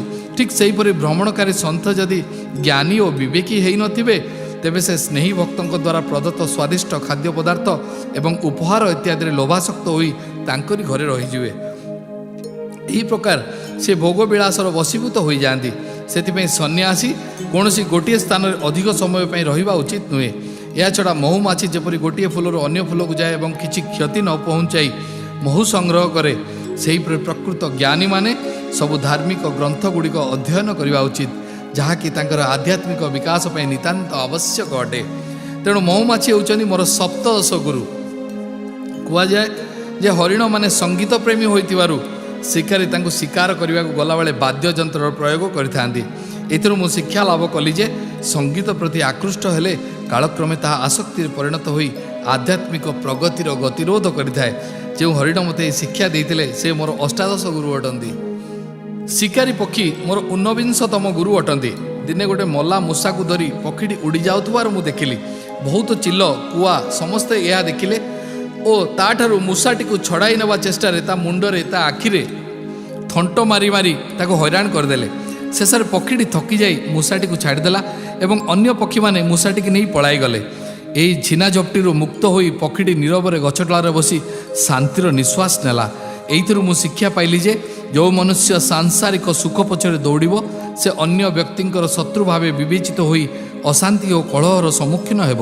ଯଦି ସେ ସାଂସାରିକ ବସ୍ତୁ ପ୍ରତି ଥିବା ନିଜର ଲୋଭ ପରିତ୍ୟାଗ କରିବ ତେବେ ଜୀବନରେ ବହୁତ ଦୁଃଖରୁ ମୁକ୍ତି ପାଇପାରିବ। ମୋତେ ଏହି ଜ୍ଞାନ ମିଳିଲା ଯେ ସଂସାରରେ ଶାନ୍ତି ପାଇବାର ଏହା ହିଁ ଏକ ମାର୍ଗ ଅଟେ। ଥରେ ଗୋଟେ ପରିବାରରେ ଲୋକେ ତାଙ୍କ ପୁଅର ବାହାଘର ପାଇଁ ଝିଅ ଘରକୁ ଯାଇ ଦେଖିଲେ ଯେ ଝିଅର ମା ଘରେ ନାହାନ୍ତି। ଝିଅକୁ ନିଜେ ଅତିଥିମାନଙ୍କୁ ଜଳଖିଆ ଦେବାକୁ ପଡ଼ିଲା। ସେ ଜଳଖିଆ ତିଆରି କଲାବେଳେ ତାର ଚୁଡ଼ିଗୁଡ଼ିକ ପରସ୍ପର ସହ ବାଜି ଝୁଣୁ ଝୁଣୁ ଶବ୍ଦ ସୃଷ୍ଟି ହେଲା। ଝିଅଟି ଭାବିଲା ଯେ ଏହି ଶବ୍ଦ ଶୁଣି ତାକୁ କଷ୍ଟ ହେଉଥିବ ଭାବି କାଳେ ଅତିଥିମାନେ ଦୁଃଖୀ ହୋଇଯିବେ। ସେଥିପାଇଁ ସେ ହାତରେ କେବଳ ଦୁଇଟା ଚୁଡ଼ି ଛାଡ଼ି ବାକି ସବୁ ଚୁଡ଼ି ଉତାରି ଦେଲା। ତଥାପି ଝୁଣୁ ଝୁଣୁ ଶବ୍ଦ ସୃଷ୍ଟି ହେଲା। ତେଣୁ ସେ ଆଉ ଗୋଟେ ଚୁଡ଼ି ଉତାରି ଦେଲା ଏବଂ ଆରାମରେ ନିଶ୍ଚିନ୍ତ ହୋଇ ତା କାମ କରିବାକୁ ଲାଗିଲା। ସେହିପରି ଯଦି ବହୁତ ଜଣ ଆଧ୍ୟାତ୍ମିକ ସାଧକ ଏକା ସାଙ୍ଗରେ ରହିବେ ତେବେ ବହୁତ ନିରର୍ଥକ ବାର୍ତ୍ତାଳାପ ହେବ ଏବଂ ସ୍ଥିର ଚିତ୍ତରେ ଏକାଗ୍ରତାର ସହିତ ସାଧନା କରିପାରିବେ ନାହିଁ। ଦୁଇ ଜଣ ରହିଲେ ମଧ୍ୟ ସେୟା ହେବ। କେବଳ ନିରୋଳାରେ ଏକାକୀ ପରିଶ୍ରମ କରି ସାଧନା କଲେ ଏକାଗ୍ରତା ଆସିବ। ଏହିପରି କୁଆଁରୀ କନ୍ୟା ମୋର 20ତମ ଗୁରୁ ଅଟନ୍ତି। ମୁଁ ଦେଖିଲି ସାପ କେବେ ତା ନିଜ ପାଇଁ ଘର ତିଆରି କରେ ନାହିଁ। ଯେତେବେଳେ ଉଇ ଆସି ତା ନିଜ ପାଇଁ ଘର ତିଆରି କରେ ସେତେବେଳେ ସାପ ଆସି ସେଠି ରହିଯାଏ। ସେପରି ସଂସାରୀ ଲୋକ ବହୁତ କଷ୍ଟରେ ନିଜ ପାଇଁ ଘର ତିଆରି କରେ, ମାତ୍ର ସନ୍ନ୍ୟାସୀମାନଙ୍କୁ ଏପରି କିଛି କରିବାକୁ ପଡ଼େ ନାହିଁ। ସଂସାରୀ ଲୋକ ମଠ ମନ୍ଦିର ତିଆରି କରନ୍ତି, ସନ୍ନ୍ୟାସୀମାନେ ସେହି ମଠରେ ମନ୍ଦିରରେ ବା ବୃକ୍ଷର ଛାୟା ତଳେ ବସବାସ କରନ୍ତି ଓ ପାର୍ଥିବ ସମ୍ପଦର ଜଞ୍ଜାଳରୁ ନିଜକୁ ମୁକ୍ତ ରଖନ୍ତି। ଯେପରି ସାପର ଜୀବନଚର୍ଯ୍ୟା ଜଣେ ସାଧାରଣ ବ୍ୟକ୍ତି ପାଇଁ ରହସ୍ୟମୟ ଅଟେ, ସେହି ପ୍ରକାର ଜଣେ ଯୋଗୀ ନିଜର ଆଧ୍ୟାତ୍ମିକ କ୍ରିୟାକଳାପକୁ ସାଂସାରିକ ବ୍ୟକ୍ତିଙ୍କର ଉତ୍ସୁକ ନଜରକୁ ବଞ୍ଚାଇ ରଖିବାର ଆବଶ୍ୟକ ଅଟେ। ତେବେ ଯାଇ ସେ ବିନା ବାଧାବିଘ୍ନରେ କାମ କରିପାରିବେ। ସାପ ଯେଉଁଭଳି ତା ଶରୀରର କାତିକୁ ପରିତ୍ୟାଗ କରେ, ସେହିଭଳି ଯୋଗୀ ନିଜ ଜୀବନର ଶେଷ ବେଳେ ଆତ୍ମସ୍ୱରୂପ ପୂର୍ଣ୍ଣ ଚେତନାରେ ମୃତ୍ୟୁକୁ ଭୟ ନ କରି ନିର୍ଭୀକ ଭାବରେ ପୁରୁଣା ବସ୍ତ୍ର ତ୍ୟାଗ କରିବା ପରି ନିଜ ଶରୀରକୁ ତ୍ୟାଗ କରନ୍ତି। ଏହି ଜ୍ଞାନ ମୋତେ ଏକବିଂଶ ଗୁରୁ ସାପଙ୍କ ଠାରୁ ପ୍ରାପ୍ତ ହୋଇଛି। ମୋର ଦ୍ୱାବିଂଶତମ ଗୁରୁ ହେଉଛନ୍ତି ବୁଢ଼ିଆଣୀ। ସେ ନିଜ ଜାଲ ଶରୀରରୁ ନିଗ୍ରତ ଏକ ତରଳ ପଦାର୍ଥରୁ ତିଆରି କରିଥାଏ। କିଛି ସମୟ ପରେ ସେହି ଜାଲରୁ ପୁଣି ନିଜ ଶରୀରକୁ ଟାଣି ନିଏ। ଏହି ପ୍ରକାର ସର୍ବୋଚ୍ଚ ଆତ୍ମା ପରମେଶ୍ୱର ପରମବ୍ରହ୍ମ ନିଜ ଶରୀରରୁ ହିଁ ସମଗ୍ର ବିଶ୍ୱକୁ ସୃଷ୍ଟି କରନ୍ତି ଓ କିଛି କାଳ ପରେ ପ୍ରଳୟ ସୃଷ୍ଟି କରି ପୁନଶ୍ଚ ନିଜ ଶରୀରରେ ଏହାକୁ ବିଲୀନ କରାଇ ଦିଅନ୍ତି। ଜୀବନ କାଳ ଶେଷ ହୋଇଗଲେ ମୃତ୍ୟୁର ଅବ୍ୟବହିତ ସମୟରେ ପୁନଶ୍ଚ ମନ, ଇନ୍ଦ୍ରିୟ ଓ ପ୍ରବୃତ୍ତି ଗୁଡ଼ିକୁ ଆତ୍ମା ନିଜ ଭିତରକୁ ଟାଣି ନେଇଥାଏ। ଏହି ଶିକ୍ଷା ମୋତେ ବୁଢ଼ିଆଣୀ ଠାରୁ ହିଁ ଲାଭ ହେଇଛି। ସମ୍ବାଳୁଆ ମାନେ ମଧ୍ୟ ମୋର ଏକ ଗୁରୁ ଅଟନ୍ତି। ପ୍ରଜାପତି ଛୁଆ ସମ୍ବାଳୁଆକୁ ସୁରକ୍ଷିତ ଜାଗାକୁ ନେଇ ତାକୁ ବସାରେ ବନ୍ଦ କରିଦେଇ ଗୁଣଗୁଣ ହେଉଥାଏ। ଛୁଆ ସମ୍ବାଳୁଆ ନିରନ୍ତର ଭାବେ ସେ ଗୁଣଗୁଣ ଶବ୍ଦ ଶୁଣି ଭୟଭୀତ ହୋଇ ପ୍ରଜାପତି ଅର୍ଥାତ୍ ତା ମା ଛଡ଼ା ଆଉ କିଛି ବି ଚିନ୍ତା କରିପାରେ ନାହିଁ। ଏହିପରି ନିଜ ମା କଥା ନିରନ୍ତର ଭାବରେ ଚିନ୍ତା କରି ଛୁଆ ସମ୍ବାଳୁଆ ଶୀଘ୍ର ପ୍ରଜାପତିରେ ପରିଣତ ହୁଏ। ଏହି ପ୍ରକାର ଜଣେ ପ୍ରକୃତ ଶିଷ୍ୟ ନିଜ ଗୁରୁଙ୍କର ଆଧ୍ୟାତ୍ମିକ ଉତ୍କୃଷ୍ଟତା ଦ୍ୱାରା ଏତେ ପ୍ରଭାବିତ ହୁଏ ଯେ ତାକୁ ଗୁରୁଙ୍କ ଛଡ଼ା କୌଣସି ବସ୍ତୁ ଏବଂ ବ୍ୟକ୍ତିର ଧ୍ୟାନ ରହେ ନାହିଁ। ଏହିପରି ଏକାଗ୍ରତାର ସହ ଗୁରୁଙ୍କ ଧ୍ୟାନ କରିବା ଦ୍ୱାରା ସେ ମଧ୍ୟ ଏକ ଆଧ୍ୟାତ୍ମିକ ଗୁରୁ ରୂପେ ପରିଚିତ ହୋଇଯାଆନ୍ତି। ଏହିପରି ସମ୍ବାଳୁଆ ମୋର ତ୍ରୟୋବିଂଶତମ ଗୁରୁ ଅଟନ୍ତି। ଜଳ ମୋର ଚତୁର୍ବିଂଶତମ ଗୁରୁ ଅଟନ୍ତି। ମୁଁ ଏହା ଅନୁଧ୍ୟାନ କଲି ଯେ ଜଳ ସବୁ ପ୍ରାଣୀଙ୍କ ତୃଷା ନିବାରଣ କରେ ଏବଂ ଅସଂଖ୍ୟ ବୃକ୍ଷ ଗଛଲତାକୁ ବଞ୍ଚାଇ ରଖେ। ସେ ସମସ୍ତଙ୍କର ସେବା କରି ମଧ୍ୟ ଅହଙ୍କାର ଶୂନ୍ୟ ଅଟେ। ଅପରପକ୍ଷରେ ନମ୍ରତାର ସହିତ ସବୁଠାରୁ ନିମ୍ନ ସ୍ଥାନକୁ ମଧ୍ୟ ବୋହିଯାଏ। ଜଣେ ଜ୍ଞାନୀ ସନ୍ଥ ମଧ୍ୟ ଏହିପରି ଭାବେ ନିଜ ଶରଣରେ ଆସୁଥିବା ପ୍ରତ୍ୟେକ ପ୍ରାଣୀଙ୍କର ସ୍ୱାସ୍ଥ୍ୟ, ଶାନ୍ତି ଓ ସୁଖ ପାଇଁ ଯତ୍ନଶୀଳ ହେବା ଆବଶ୍ୟକ ଏବଂ ଈଶ୍ୱରଙ୍କ ସୃଷ୍ଟିର ସମସ୍ତ ପ୍ରାଣୀକୁ ନମ୍ରତାପୂର୍ବକ ବ୍ୟବହାର କରିବା ଦରକାର। ଏହିପରି ବହୁତ ନମ୍ରତା ଓ ଭକ୍ତିର ସହିତ ଈଶ୍ୱରଙ୍କର ସମଗ୍ର ସୃଷ୍ଟିକୁ ମୋର ଗୁରୁ ଭାବେ ମାନି ଜ୍ଞାନପ୍ରାପ୍ତି ହେଇଛି ଏବଂ ବହୁତ ଧୈର୍ଯ୍ୟର ସହିତ ଆଧ୍ୟାତ୍ମିକ ଜାଗୃତି ବା ଶାଶ୍ୱତ ଆନନ୍ଦର ଲକ୍ଷ୍ୟ ପ୍ରାପ୍ତି ହୋଇପାରିଛି। ନାମଧାରକ ସିଦ୍ଧମୁନିଙ୍କୁ କହିଲେ, ହେ ସିଦ୍ଧ ଯୋଗେଶ୍ୱର, ଆପଣ ମୋତେ କହିଛନ୍ତି ଯେ ଏ କଳିଯୁଗରେ ଦତ୍ତାତ୍ରେୟ ଭଗବାନ 2 ଅବତାର ଗ୍ରହଣ କରିଛନ୍ତି। କୃପା କରି ମୋତେ ସେ ବିଷୟରେ ବର୍ଣ୍ଣନା କରି କୁହନ୍ତୁ। ଏହା ଶୁଣି ସିଦ୍ଧମୁନି ଅତ୍ୟନ୍ତ ପ୍ରସନ୍ନ ହୋଇ କହିଲେ, ଈଶ୍ୱର ଯୁଗେ ଯୁଗେ ଅଧର୍ମର ବିନାଶ ପାଇଁ ଓ ଧର୍ମ ସଂସ୍ଥାପନା ପାଇଁ ଏ ପୃଥିବୀରେ ଅବତାର ନେଇଥାନ୍ତି। ଏହି କଳିଯୁଗରେ ମଧ୍ୟ ସେ ସର୍ବପ୍ରଥମେ ଶ୍ରୀପାଦ ଶ୍ରୀବଲ୍ଲଭ ରୂପେ ଅବତାର ଗ୍ରହଣ କରିଥିଲେ।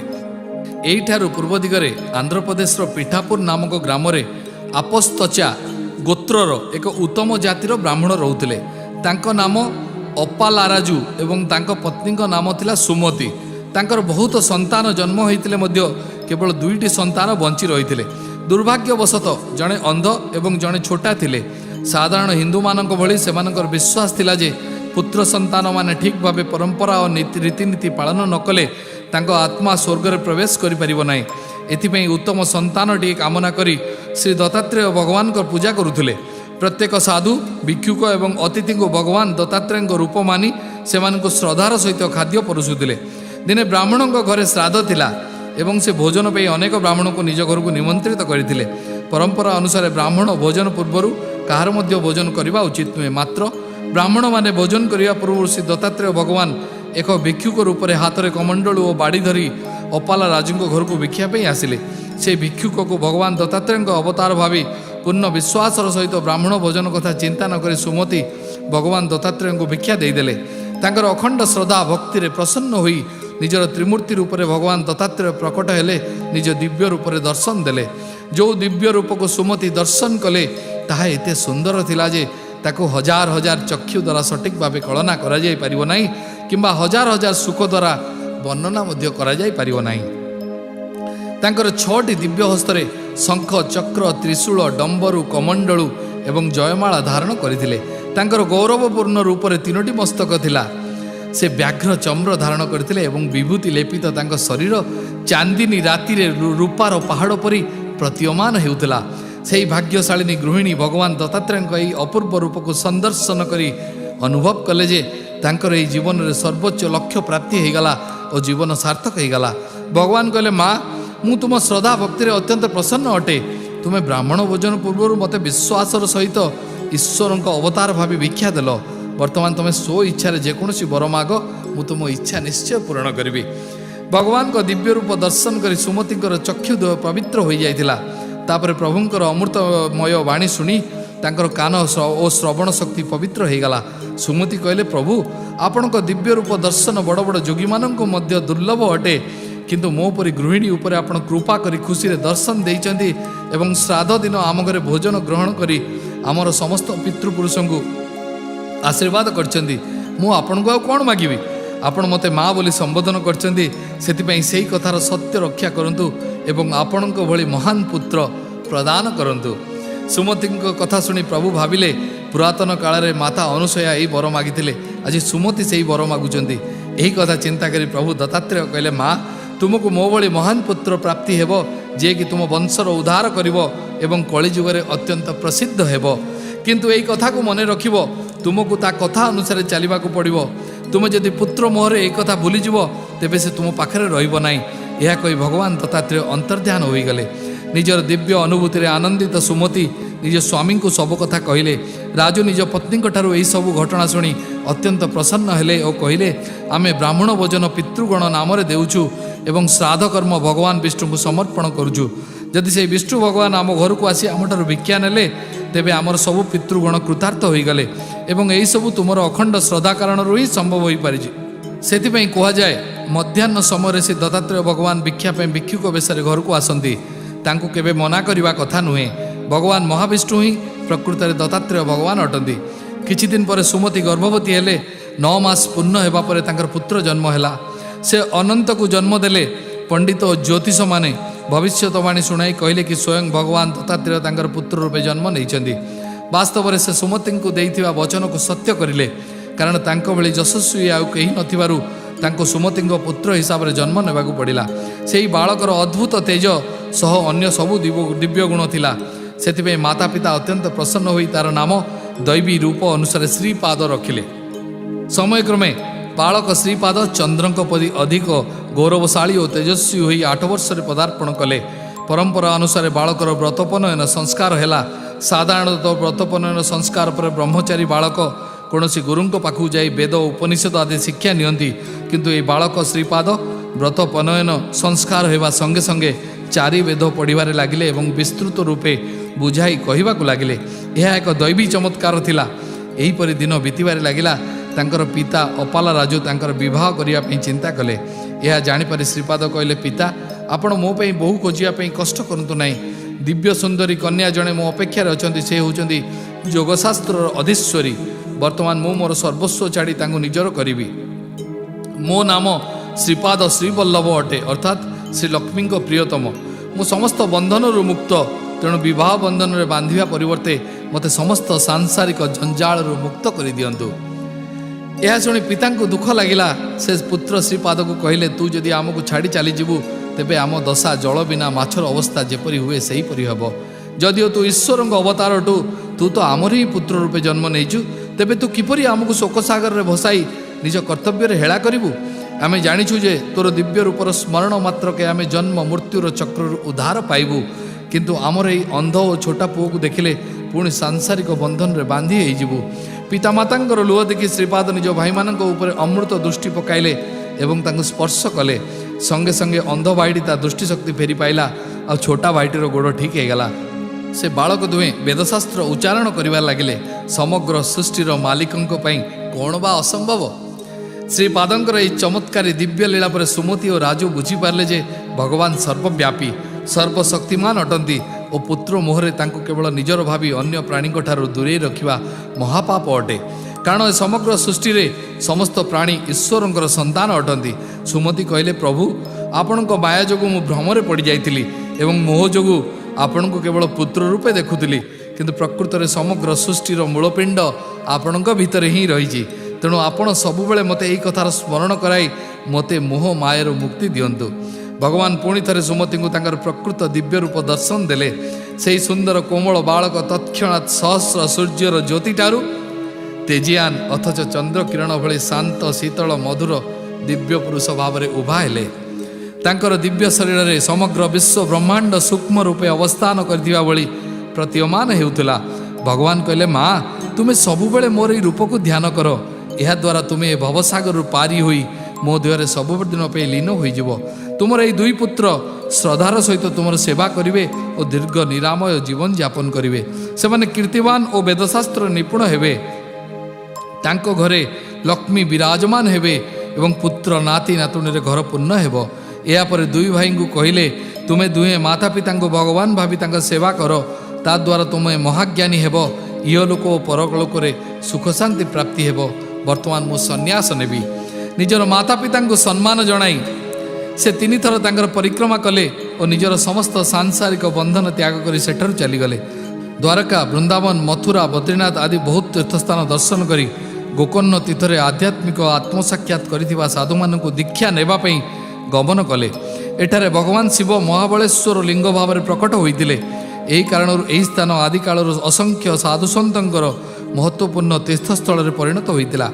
ନାମଧାରକ ଆଶ୍ଚର୍ଯ୍ୟାନ୍ୱିତ ହୋଇ ପଚାରିଲେ, ହେ ସ୍ୱାମୀ, କାଶୀ, ବଦ୍ରୀନାଥ ଓ କେଦାରନାଥ ପ୍ରଥମରୁ ପୁଣ୍ୟ ତୀର୍ଥସ୍ଥଳ ଭାବେ ପରିଗଣିତ ହେଉଛି। ଶ୍ରୀପାଦ ସେଠିକି ଯିବାଟା ମୋତେ ଯୁକ୍ତିଯୁକ୍ତ ଲାଗୁଛି, କିନ୍ତୁ ଗୋକର୍ଣ୍ଣରେ ଏପରି କ'ଣ ଅଛି ଯେ ସେ ସେଠାକୁ ଗଲେ? ଦୟାକରି ମୋତେ ବୁଝେଇ କହିବେ କି? ସିଦ୍ଧମୁନି କହିଲେ, ଥରେ ରାକ୍ଷସମାନଙ୍କ ରାଜା ଲଙ୍କେଶ୍ୱର ରାବଣଙ୍କ ମା କୈଳାସ ଧାମରେ ବସବାସ କରିବା ପାଇଁ ଶିବଙ୍କର ଆଶୀର୍ବାଦ ଲାଭ କରିବା ସକାଶେ ମାଟିର ଶିବଲିଙ୍ଗକୁ ପୂଜା କରିବାକୁ ଲାଗିଲେ। ରାବଣ, ଯାହାର କି ନିଜର ଶକ୍ତି ଉପରେ ବହୁତ ଗର୍ବ ଥିଲା, ନିଜ ମାଙ୍କ ସମ୍ମୁଖରେ ପୁରା କୈଳାସ ପର୍ବତ ଆଣି ରଖିବାକୁ ଚାହିଁଲେ।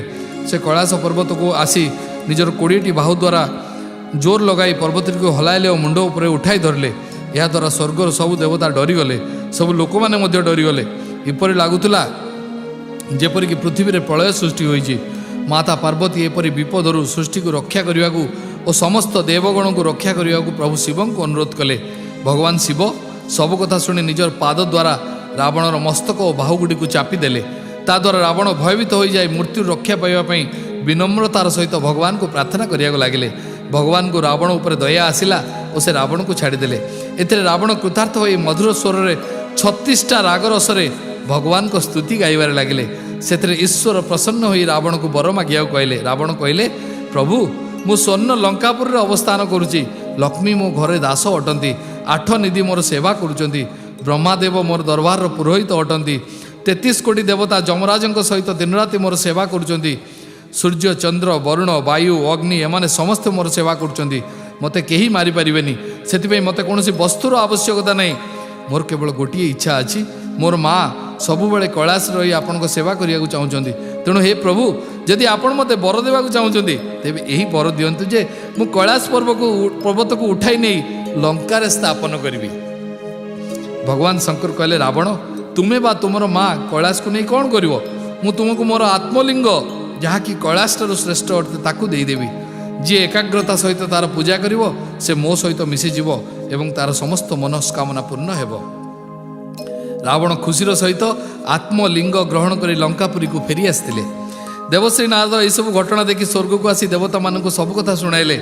ଏକଥା ଶୁଣି ବ୍ରହ୍ମା, ବିଷ୍ଣୁ ବହୁତ ଚିନ୍ତିତ ହୋଇ ନାରଦଙ୍କ ସହିତ ଭଗବାନ ଶଙ୍କରଙ୍କ ପାଖକୁ ଆସି ପଚାରିଲେ, ହେ ପ୍ରଭୁ, ଆପଣ ଏତେ ଶକ୍ତିଶାଳୀ ଆତ୍ମଲିଙ୍ଗ ରାବଣ ପରି ମହାକ୍ରୂର ରାକ୍ଷସକୁ କାହିଁକି ଦେଲେ?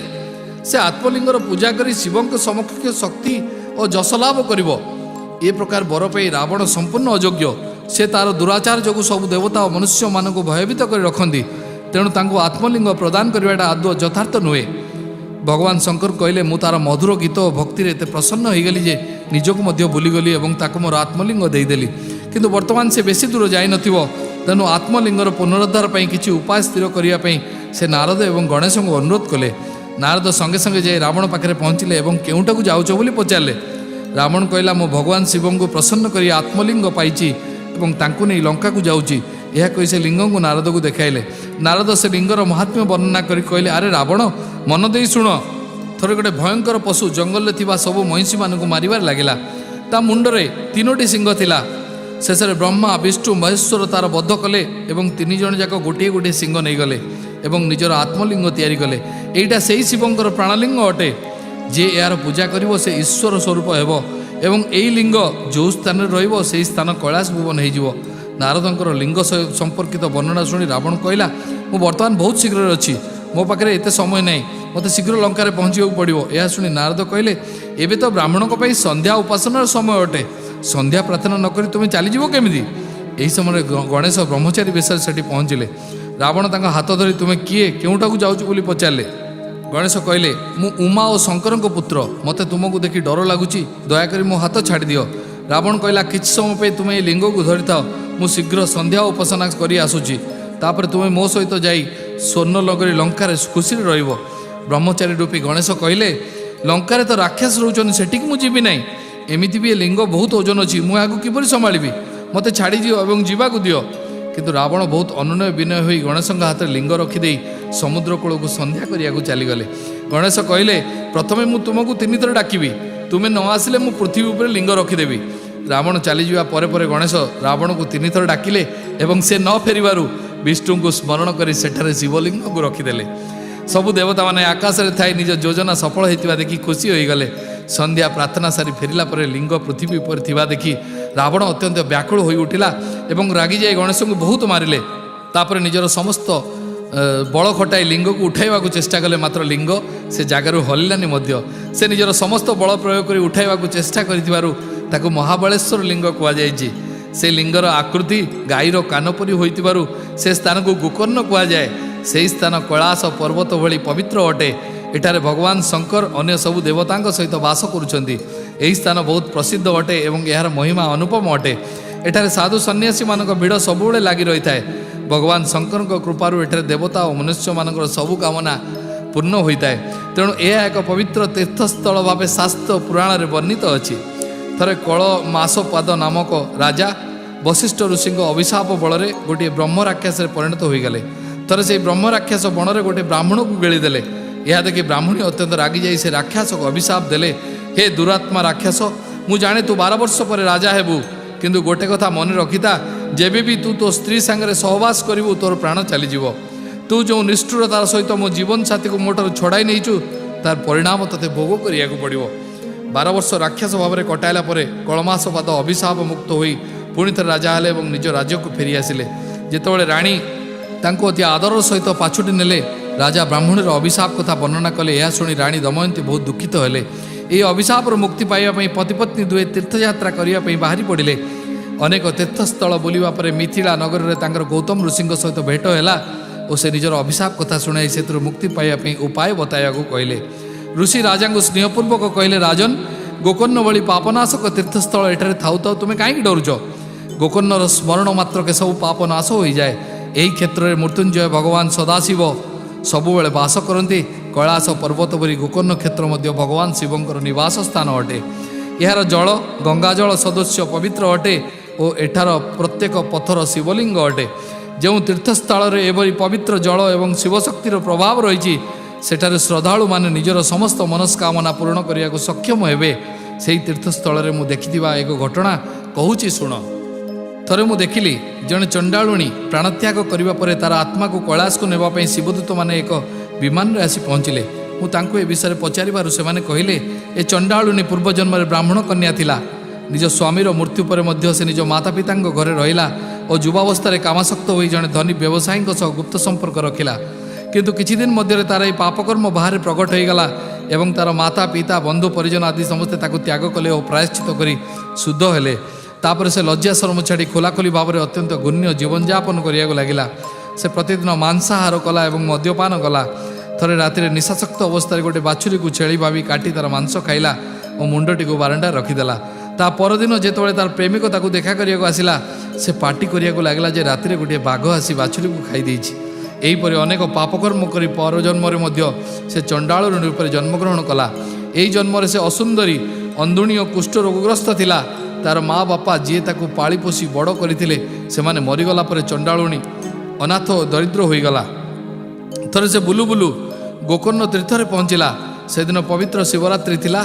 चंडालुणी प्रत्येक लोक भिक्षा मागिला किंतु शिवरात्र दिन सबु लोक उपवास करुथुवारु केही हेले अन्न दानाटीए मध्य देले नाही।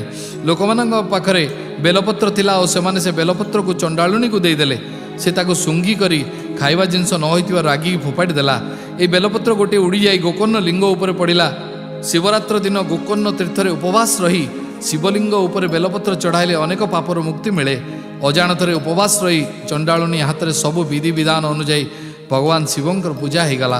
यही पुण्य फलरू तार पूर्व शतजन्मर पाप निवारण है। से आम ताको शिवलोक को नवाक आसुचु। यह कही से शरीर अमृत सिंचन कले जहाँफल दिव्य शरीर लाभ है और से शिवलोक को गमन कला। यह कही गौतम ऋषि कहले राजन तुम्हें चिंता कर अजाणतरे पूजा कर जड़े एत पुण्य फल पाऊँच तेरे प्रतिदिन पूजा करने द्वारा केते पुण्य लाभ न हो। तेणु तुम्हें एवं गोकर्ण तीर्थ जाओ एवं पूर्वर सबु पाप निवारण कर। ऋषि गौतम उपदेश माने राजा राणी गोकर्ण जाई तपस्या करने द्वारा सबु पापरू और ब्राह्मणीर अभिशापरू मुक्ति पाइले। यही पवित्र स्थान में श्रीपाद श्रीवल्लभ 3 दिन पर्यंत रहिले और असंख्य साधुंकर उद्धार और मार्गदर्शन कले और पुणी कुरवपुर गले और सेठारे अंतर्ध्यान हो गले। नामधारक शर्मा सिद्धमुनि को पचारे हे गुरुदेव दयाकोरी मते कहतु भगवान जदि साधु मानकर उद्धार पे मानव रूपे प्रकट होते तेबे से कुरवपुर अंतर्ध्यान किपरि हो गले। सिद्धमुनि कहले भगवान को द्वितीय मानवीय रूप में आसवा चाहूले और से निजर प्रथम श्रीपाद रूप शरीर को त्याग करदे। एवं ध्यान दे मो कथा शुण। कुरवपुर ग्राम में कृष्णा नदी कूल वेदशास्त्र निपुण जड़े ब्राह्मण और पत्नी अंबिका रोते। गोटे पुत्र संतान जन्म नेला किंतु दुर्भाग्यवशत से पिलाटी दुर्बल और मूर्ख थिला। जेतबेले से 8 वर्ष रहीगला तार व्रतपन संस्कार कर गायत्री मंत्र दीक्षा दिगला मात्र से ठीक भाव गायत्री मंत्र उच्चारण कर हताश हो बापा माँ ताको मारिया को लगिले। यह देखी ता माँ बहुत दुखित हेले और पुत्रर पक्ष नहीं कहले से तो जन्मरू मूर्ख अटे ताको मारिले केवल अनुताप करने छड़ा और किछि लाभ नहीं। जदि तुम्हें आउ थे पुओ को मार तेरे मो कुओं को डे प्राणत्याग करी। निजर भूल बुझीपारे ब्राह्मण नीरव रहिले। किछि दिन अंतरे से ब्राह्मणर मृत्यु हो ता पत्नी अंबिका भिक्षा मागी पुओर लालन पालन कले। गाँव सब लोक यह देखी पुओ को निंदा करी कहले यह विद्वान ब्राह्मणर मूर्ख पुओ तो जीवन व्यर्थ अटे। वेदमंत्र उच्चारण कर न जाणी भिक्षा मागी पेट पोषा तो अन्याय तो लज्जार नदी में डुबी प्राणत्याग करने अधिक उचित हो। लोक मानकर कटु वचन शुणी बालक दिने आत्महत्या करने लगी नदी आड़ को गला। ता माँ एसबू शुणी बहुत दुखित हेले और पुओ सांगरे आत्महत्या करने लगी नदी आड़ को गले। से समय भगवान श्रीपाद नदी में स्नान करने जाइए। एमान को आत्महत्या उद्यम करुवा देखि श्रीपाद स्वामी कहले हे ब्राह्मण आत्महत्या कर नहीं। यह द्वारा तुमको आत्महत्या पाप सहित ब्रह्महत्या पाप लगे आ तुमको से विपद कहीं रक्षा करें ना। तेणु तुम यह उचित हो जे तुमको जेते कष्ट मिले सहीकि जीवन यापन कर। कर्म भोग द्वारा ही दुख निवारण हुए। यह शुणी माता अंबिका भगवान श्रीपाद को कहले हे परम पवित्र ऋषि ए मूर्ख बालकर माँ होइतिबा जोगु लोक माने मते मध्य बहुत निंदा करचंदी। सेमाने मो मुह देखिया पे मध्य पाप बोली भाबुचंदी। मु बंची रही लाभ कौन। माँ और पुओंकर दुख भरा कथा शुणी भगवान श्रीपाद मन में दया आसिला। से कहले माँ तुम्हें आत्महत्या कर तुम पूर्वजन्म गुड़िकर पाप सहित यही पाप को जोड़ीदेव और परजन्म यार फल भोगिया तुमको अधिक कष्ट हो। याठू भल तुम्हें तुमर बाकी जीवन भगवान शिवंकर आराधना कर एवं तांकर असीम कृपारू तुमको एक यशस्वी पुत्र प्राप्ति हेब।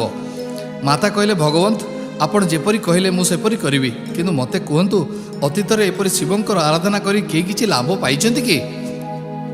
प्रभु श्रीपाद अंबिका को कहले बहुत दिन तले उज्जयिनी नगरी रे चंद्रसेन नामक राजा राजती करुले। तांकर मणिभद्र नामक जड़े मित्र थिले जे कि भगवान को शिवंकर आराधना करुले एवं तांको भक्ति प्रसन्न होई भगवान शिव सबु मनस्कामना पूर्ण करी एक चिंतामणि देइथिले। से अमूल्य मणि को पाइबा पई अनेक राजा माने उज्जयिनी उपर आक्रमण करने को योजना कले। थरे शनिवार और त्रयोदशी तिथि रे राजा और तांकर मित्र पूजा रे बसिथिले। तांकर पूजा देखि केतक छोट पिला निज घर आगे किछि पत्थर एकाठी कले एवं ताकू लिंग मन करी एकाग्र चित्तरे पूजा करिया को लागिले। सेमाने शिवंक पूजा आराधना रे एते मजी जाइथिले जे तांको माँ मान को आसी तांको खाइबा पई घर को टाणी नवा को पड़ुथला। किंतु एमानक मध्यरु ଗୋଟିଏ ଗୌଡ଼ ପିଲା ସେହି ଶିବଲିଙ୍ଗକୁ ଛାଡ଼ି ଯିବା ପାଇଁ ରାଜି ନଥିଲା ଏବଂ ଧ୍ୟାନମଗ୍ନ ଅବସ୍ଥାରେ ବସି ରହିଲା। ତାର ମା ବାରମ୍ବାର ଆସି ଡାକିବା ଫଳରେ ତାର ଧ୍ୟାନ ଭଙ୍ଗ ହେଲା ଓ ମାଆଙ୍କ ଡାକରେ ତାର ପୂଜା ଭଙ୍ଗ ହୋଇଥିବାରୁ ବହୁତ ଦୁଃଖିତ ହେଲା। ଏହି ପାପର ପ୍ରାୟଶ୍ଚିତ କରିବା ପାଇଁ ସେ ଆତ୍ମହତ୍ୟା କରିବା ପାଇଁ ପ୍ରସ୍ତୁତ ହୋଇଗଲା। ସେତେବେଳେ ବାଳକର ଅନନ୍ୟ ଭକ୍ତିରେ ପ୍ରସନ୍ନ ହୋଇ ଭଗବାନ ଶିବ ତାକୁ ଦର୍ଶନ ଦେଲେ ଓ ବର ମାଗିବାକୁ କହିଲେ। କିନ୍ତୁ ବାଳକଟି ଶିବଙ୍କର ପୂଜା ଭଙ୍ଗ ହୋଇଥିବା ଦୋଷରୁ କ୍ଷମା କରିଦେବା ପାଇଁ କହିଲା। ଭଗବାନ ଶିବ କହିଲେ, ହେ ବାଳକ, ତୋର ଅନନ୍ୟ ଶ୍ରଦ୍ଧା ଭକ୍ତି ଯୋଗୁଁ ତୁ ଶିବଲୋକ ପ୍ରାପ୍ତ ହେବୁ। ତୋର ମା ଅଜ୍ଞାନତା ବଶତଃ ପୂଜାରେ ବିଘ୍ନ ସୃଷ୍ଟି କରିଛନ୍ତି, ତଥାପି ଯେହେତୁ ସେ ମୋର ପୂଜାକୁ ଦେଖିଛନ୍ତି, ସେଥିପାଇଁ ସେ ପରଜନ୍ମରେ ଭଗବାନ ବିଷ୍ଣୁଙ୍କ ଅବତାରକୁ ଜନ୍ମ ଦେବାର ସୌଭାଗ୍ୟ ଲାଭ କରିବେ। ଏହା କହି ଭଗବାନ ଶିବ ଅନ୍ତର୍ଧ୍ୟାନ ହୋଇଗଲେ। ସେହି ଶିବଲିଙ୍ଗ ସ୍ୱର୍ଗୀୟ ଜ୍ୟୋତିରେ ଭରପୁର ହୋଇ ଚତୁର୍ଦିଗକୁ ଆଲୋକିତ କରି ଚକମକ ଦେଖାଯାଉଥିଲା। ଯେଉଁ ଶତ୍ରୁ ବା ରାଜାମାନେ ଆକ୍ରମଣ କରିବାକୁ ଆସିଥିଲେ, ସେମାନେ ଏହା ଦେଖି ଆଶ୍ଚର୍ଯ୍ୟ ହୋଇଗଲେ। ସେମାନେ ଭାବିଲେ, ଏଠାକାର ରାଜା ନିଶ୍ଚୟ ବହୁତ ଧର୍ମନିଷ୍ଠ ପୁଣ୍ୟାତ୍ମା ହୋଇଥିବେ। ତାଙ୍କ ଉପରେ ଆକ୍ରମଣ କରିବା ବହୁତ ବଡ଼ ପାପ ହେବ। ସେଥିପାଇଁ ସେମାନେ ସବୁ ଦ୍ୱେଷ ଭୁଲି ରାଜାଙ୍କ ସହ ମିତ୍ରତା କରିବା ଉଦ୍ଦେଶ୍ୟରେ ରାଜମହଲ ଗଲେ ଏବଂ ପୁଣି ଥରେ ସେହି ଜ୍ୟୋତିର୍ମୟ ଶିବଲିଙ୍ଗକୁ ଦର୍ଶନ କରି ବହୁତ ଆନନ୍ଦିତ ହେଲେ ଏବଂ ସେମାନେ ସେହି ଗୌଡ଼ ବାଳକଟିକୁ ବହୁତ ଧନ ଦେଇ ସମ୍ମାନିତ କଲେ। ସେହି ଗୌଡ଼ ବାଳକଟିର ମା ପରଜନ୍ମରେ ଯଶୋଦା ମା ରୂପରେ ଜନ୍ମଗ୍ରହଣ କଲେ ଏବଂ ଭଗବାନ ବିଷ୍ଣୁଙ୍କର ଅବତାର ଅର୍ଥାତ୍ ଶ୍ରୀକୃଷ୍ଣଙ୍କ ମା ରୂପରେ ପରିଚିତ ହେଲେ। ତେଣୁ ତୁମେ ମଧ୍ୟ ଭଗବାନ ଶିବଙ୍କ ଆରାଧନା କଲେ ଏହିପରି ଫଳ ଲାଭ କରିବ। ତାପରେ ପ୍ରଭୁ ଶ୍ରୀପାଦ ଓଂ ଶବ୍ଦ ଉଚ୍ଚାରଣ କରି ତାଙ୍କର ବରଦାୟିନୀ ହସ୍ତ ସେହି ବାଳକର ମସ୍ତକ ଉପରେ ରଖିଦେଲେ। ତତ୍କ୍ଷଣାତ୍ ସେହି ବାଳକ ମହାଜ୍ଞାନୀ ଏବଂ ବେଦଶାସ୍ତ୍ର ନିପୁଣ ବକ୍ତା ପାଲଟିଗଲେ। ପ୍ରଭୁ ଶ୍ରୀପାଦ ପୁଣି ଥରେ ବାଳକକୁ ନିଜ ମାଆଙ୍କର ସେବା କରିବାକୁ ଆଦେଶ ଦେଲେ ଓ ବ୍ରାହ୍ମଣୀଙ୍କୁ କହିଲେ, ହେ ମା, ବର୍ତ୍ତମାନ ତୁମେ ଚିନ୍ତାମୁକ୍ତ ହୋଇ ଶିବ ଆରାଧନାରେ ନିଜର ଶେଷ ସମୟ କଟାଇ ଦିଅ ଏବଂ ପରଜନ୍ମରେ ମୋ ଭଳି ପୁତ୍ରର ମା ହେବାର ସୌଭାଗ୍ୟ ପାଇବ।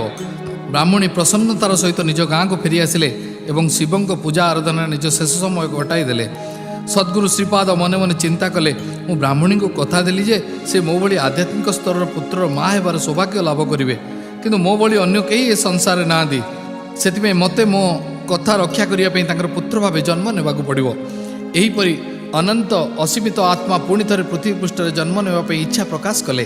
ତଥାପି ଶ୍ରୀପାଦ ଶ୍ରୀବଲ୍ଲଭ ରୂପରେ ମାନବ କଲ୍ୟାଣ ନିମନ୍ତେ ବହୁତ କାମ ବାକି ଥିବାରୁ ସେ ଶ୍ରୀପାଦ ଭାବରେ ତାଙ୍କର ପରିଚୟକୁ ସମାପ୍ତ କରିନାହାନ୍ତି ଏବଂ ଅଦୃଶ୍ୟ ରୂପରେ ରହି ନିଜ ଭକ୍ତମାନଙ୍କର ମନୋକାମନା ଆଜି ମଧ୍ୟ ପୂର୍ଣ୍ଣ କରୁଛନ୍ତି।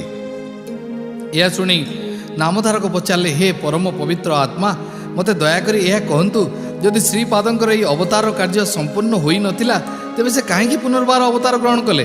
ସେ ଅଦୃଶ୍ୟ ରହିକି ମଧ୍ୟ କେଉଁଭଳି ଭାବେ ନିଜ ଭକ୍ତଙ୍କର ଇଚ୍ଛା ପୂରଣ କରୁଥିଲେ? ସିଦ୍ଧମୁନି କହିଲେ, ହେ ନାମଧାରକ, ଈଶ୍ୱର ହେଉଛନ୍ତି ଏ ଅନନ୍ତ ସମ୍ପୂର୍ଣ୍ଣ ସୃଷ୍ଟିର ମୂଳ ବୀଜ। ସେଥିପାଇଁ ତାଙ୍କର ଲୀଳା ଅନନ୍ତ ଓ ତାଙ୍କର ଉଦ୍ଦେଶ୍ୟ ମଧ୍ୟ ଅନନ୍ତ ଅଟେ। ପ୍ରକୃତରେ ସେ ସବୁବେଳେ ନିଜ ଭକ୍ତଙ୍କ ସମ୍ମୁଖରେ ଅଛନ୍ତି ଏବଂ ତାଙ୍କ ପ୍ରାର୍ଥନାର ଉତ୍ତର ଦେଉଛନ୍ତି। ତଥାପି ଯେଉଁମାନେ କଳିଯୁଗର ପ୍ରଭାବରେ ମୋହମାୟାରେ ଅନ୍ଧ ହୋଇଯାଇଛନ୍ତି, ସେହି ଲୋକମାନଙ୍କ ପାଇଁ ସେ ଅଦୃଶ୍ୟ।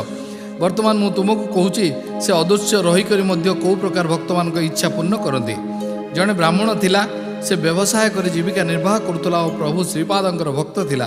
ସେ ଥରେ ସଂକଳ୍ପ କଲା, ଯଦି ଗୁରୁକୃପାରୁ ତା'ର ଧନ ସମ୍ପଦର ବୃଦ୍ଧି ହେବ, ତେବେ ସେ ଅନେକ ବ୍ରାହ୍ମଣମାନଙ୍କୁ ଭୋଜନ ଦେବ। ଗୁରୁକୃପାରୁ ତା'ର ବହୁତ ଲାଭ ହେଲା ଓ ନିଜର ସଂକଳ୍ପ ପୁରା କରିବା ପାଇଁ ବହୁତ ଧନ ଧରି କୁରବପୁରକୁ ଯାତ୍ରା ଉଦ୍ଦେଶ୍ୟରେ ବାହାରିଲା। ରାସ୍ତାରେ କେତେକ ଡକାୟତ ତୀର୍ଥଯାତ୍ରୀ ବେଶରେ ତାଙ୍କ ସହିତ ଯୋଗ ଦେଲେ ଓ ରାତ୍ରି ସମୟରେ ଏକ ନିର୍ଜନ ସ୍ଥାନରେ ତାକୁ ହତ୍ୟା କଲେ। ସେହି ସମୟରେ ଶ୍ରୀବଲ୍ଲଭ ସ୍ୱାମୀ ସେଠାରେ ଉଭା ହେଲେ ଓ ତାଙ୍କ ତ୍ରିଶୂଳ ଦ୍ୱାରା ସବୁ ଡକାୟତଙ୍କୁ ମାରିଦେଲେ। ସେମାନଙ୍କ ମଧ୍ୟରୁ କେବଳ ଗୋଟିଏ ଡକାୟତ ବଞ୍ଚିଗଲା ଓ ପ୍ରାର୍ଥନା କରିବାକୁ ଲାଗିଲା, ହେ ପ୍ରଭୁ, ଏହି ଲୋକମାନେ ବ୍ରାହ୍ମଣକୁ ମାରିବେ ଏହା ମୁଁ ଜାଣିନଥିଲି। ଆପଣ ତ ଅନ୍ତର୍ଯ୍ୟାମୀ ଅଟନ୍ତି। ସବୁ କଥା ଜାଣି ମଧ୍ୟ ମୋତେ ଯାହା ଦଣ୍ଡ ଦେବେ ମୁଁ ସ୍ୱୀକାର କରିବି।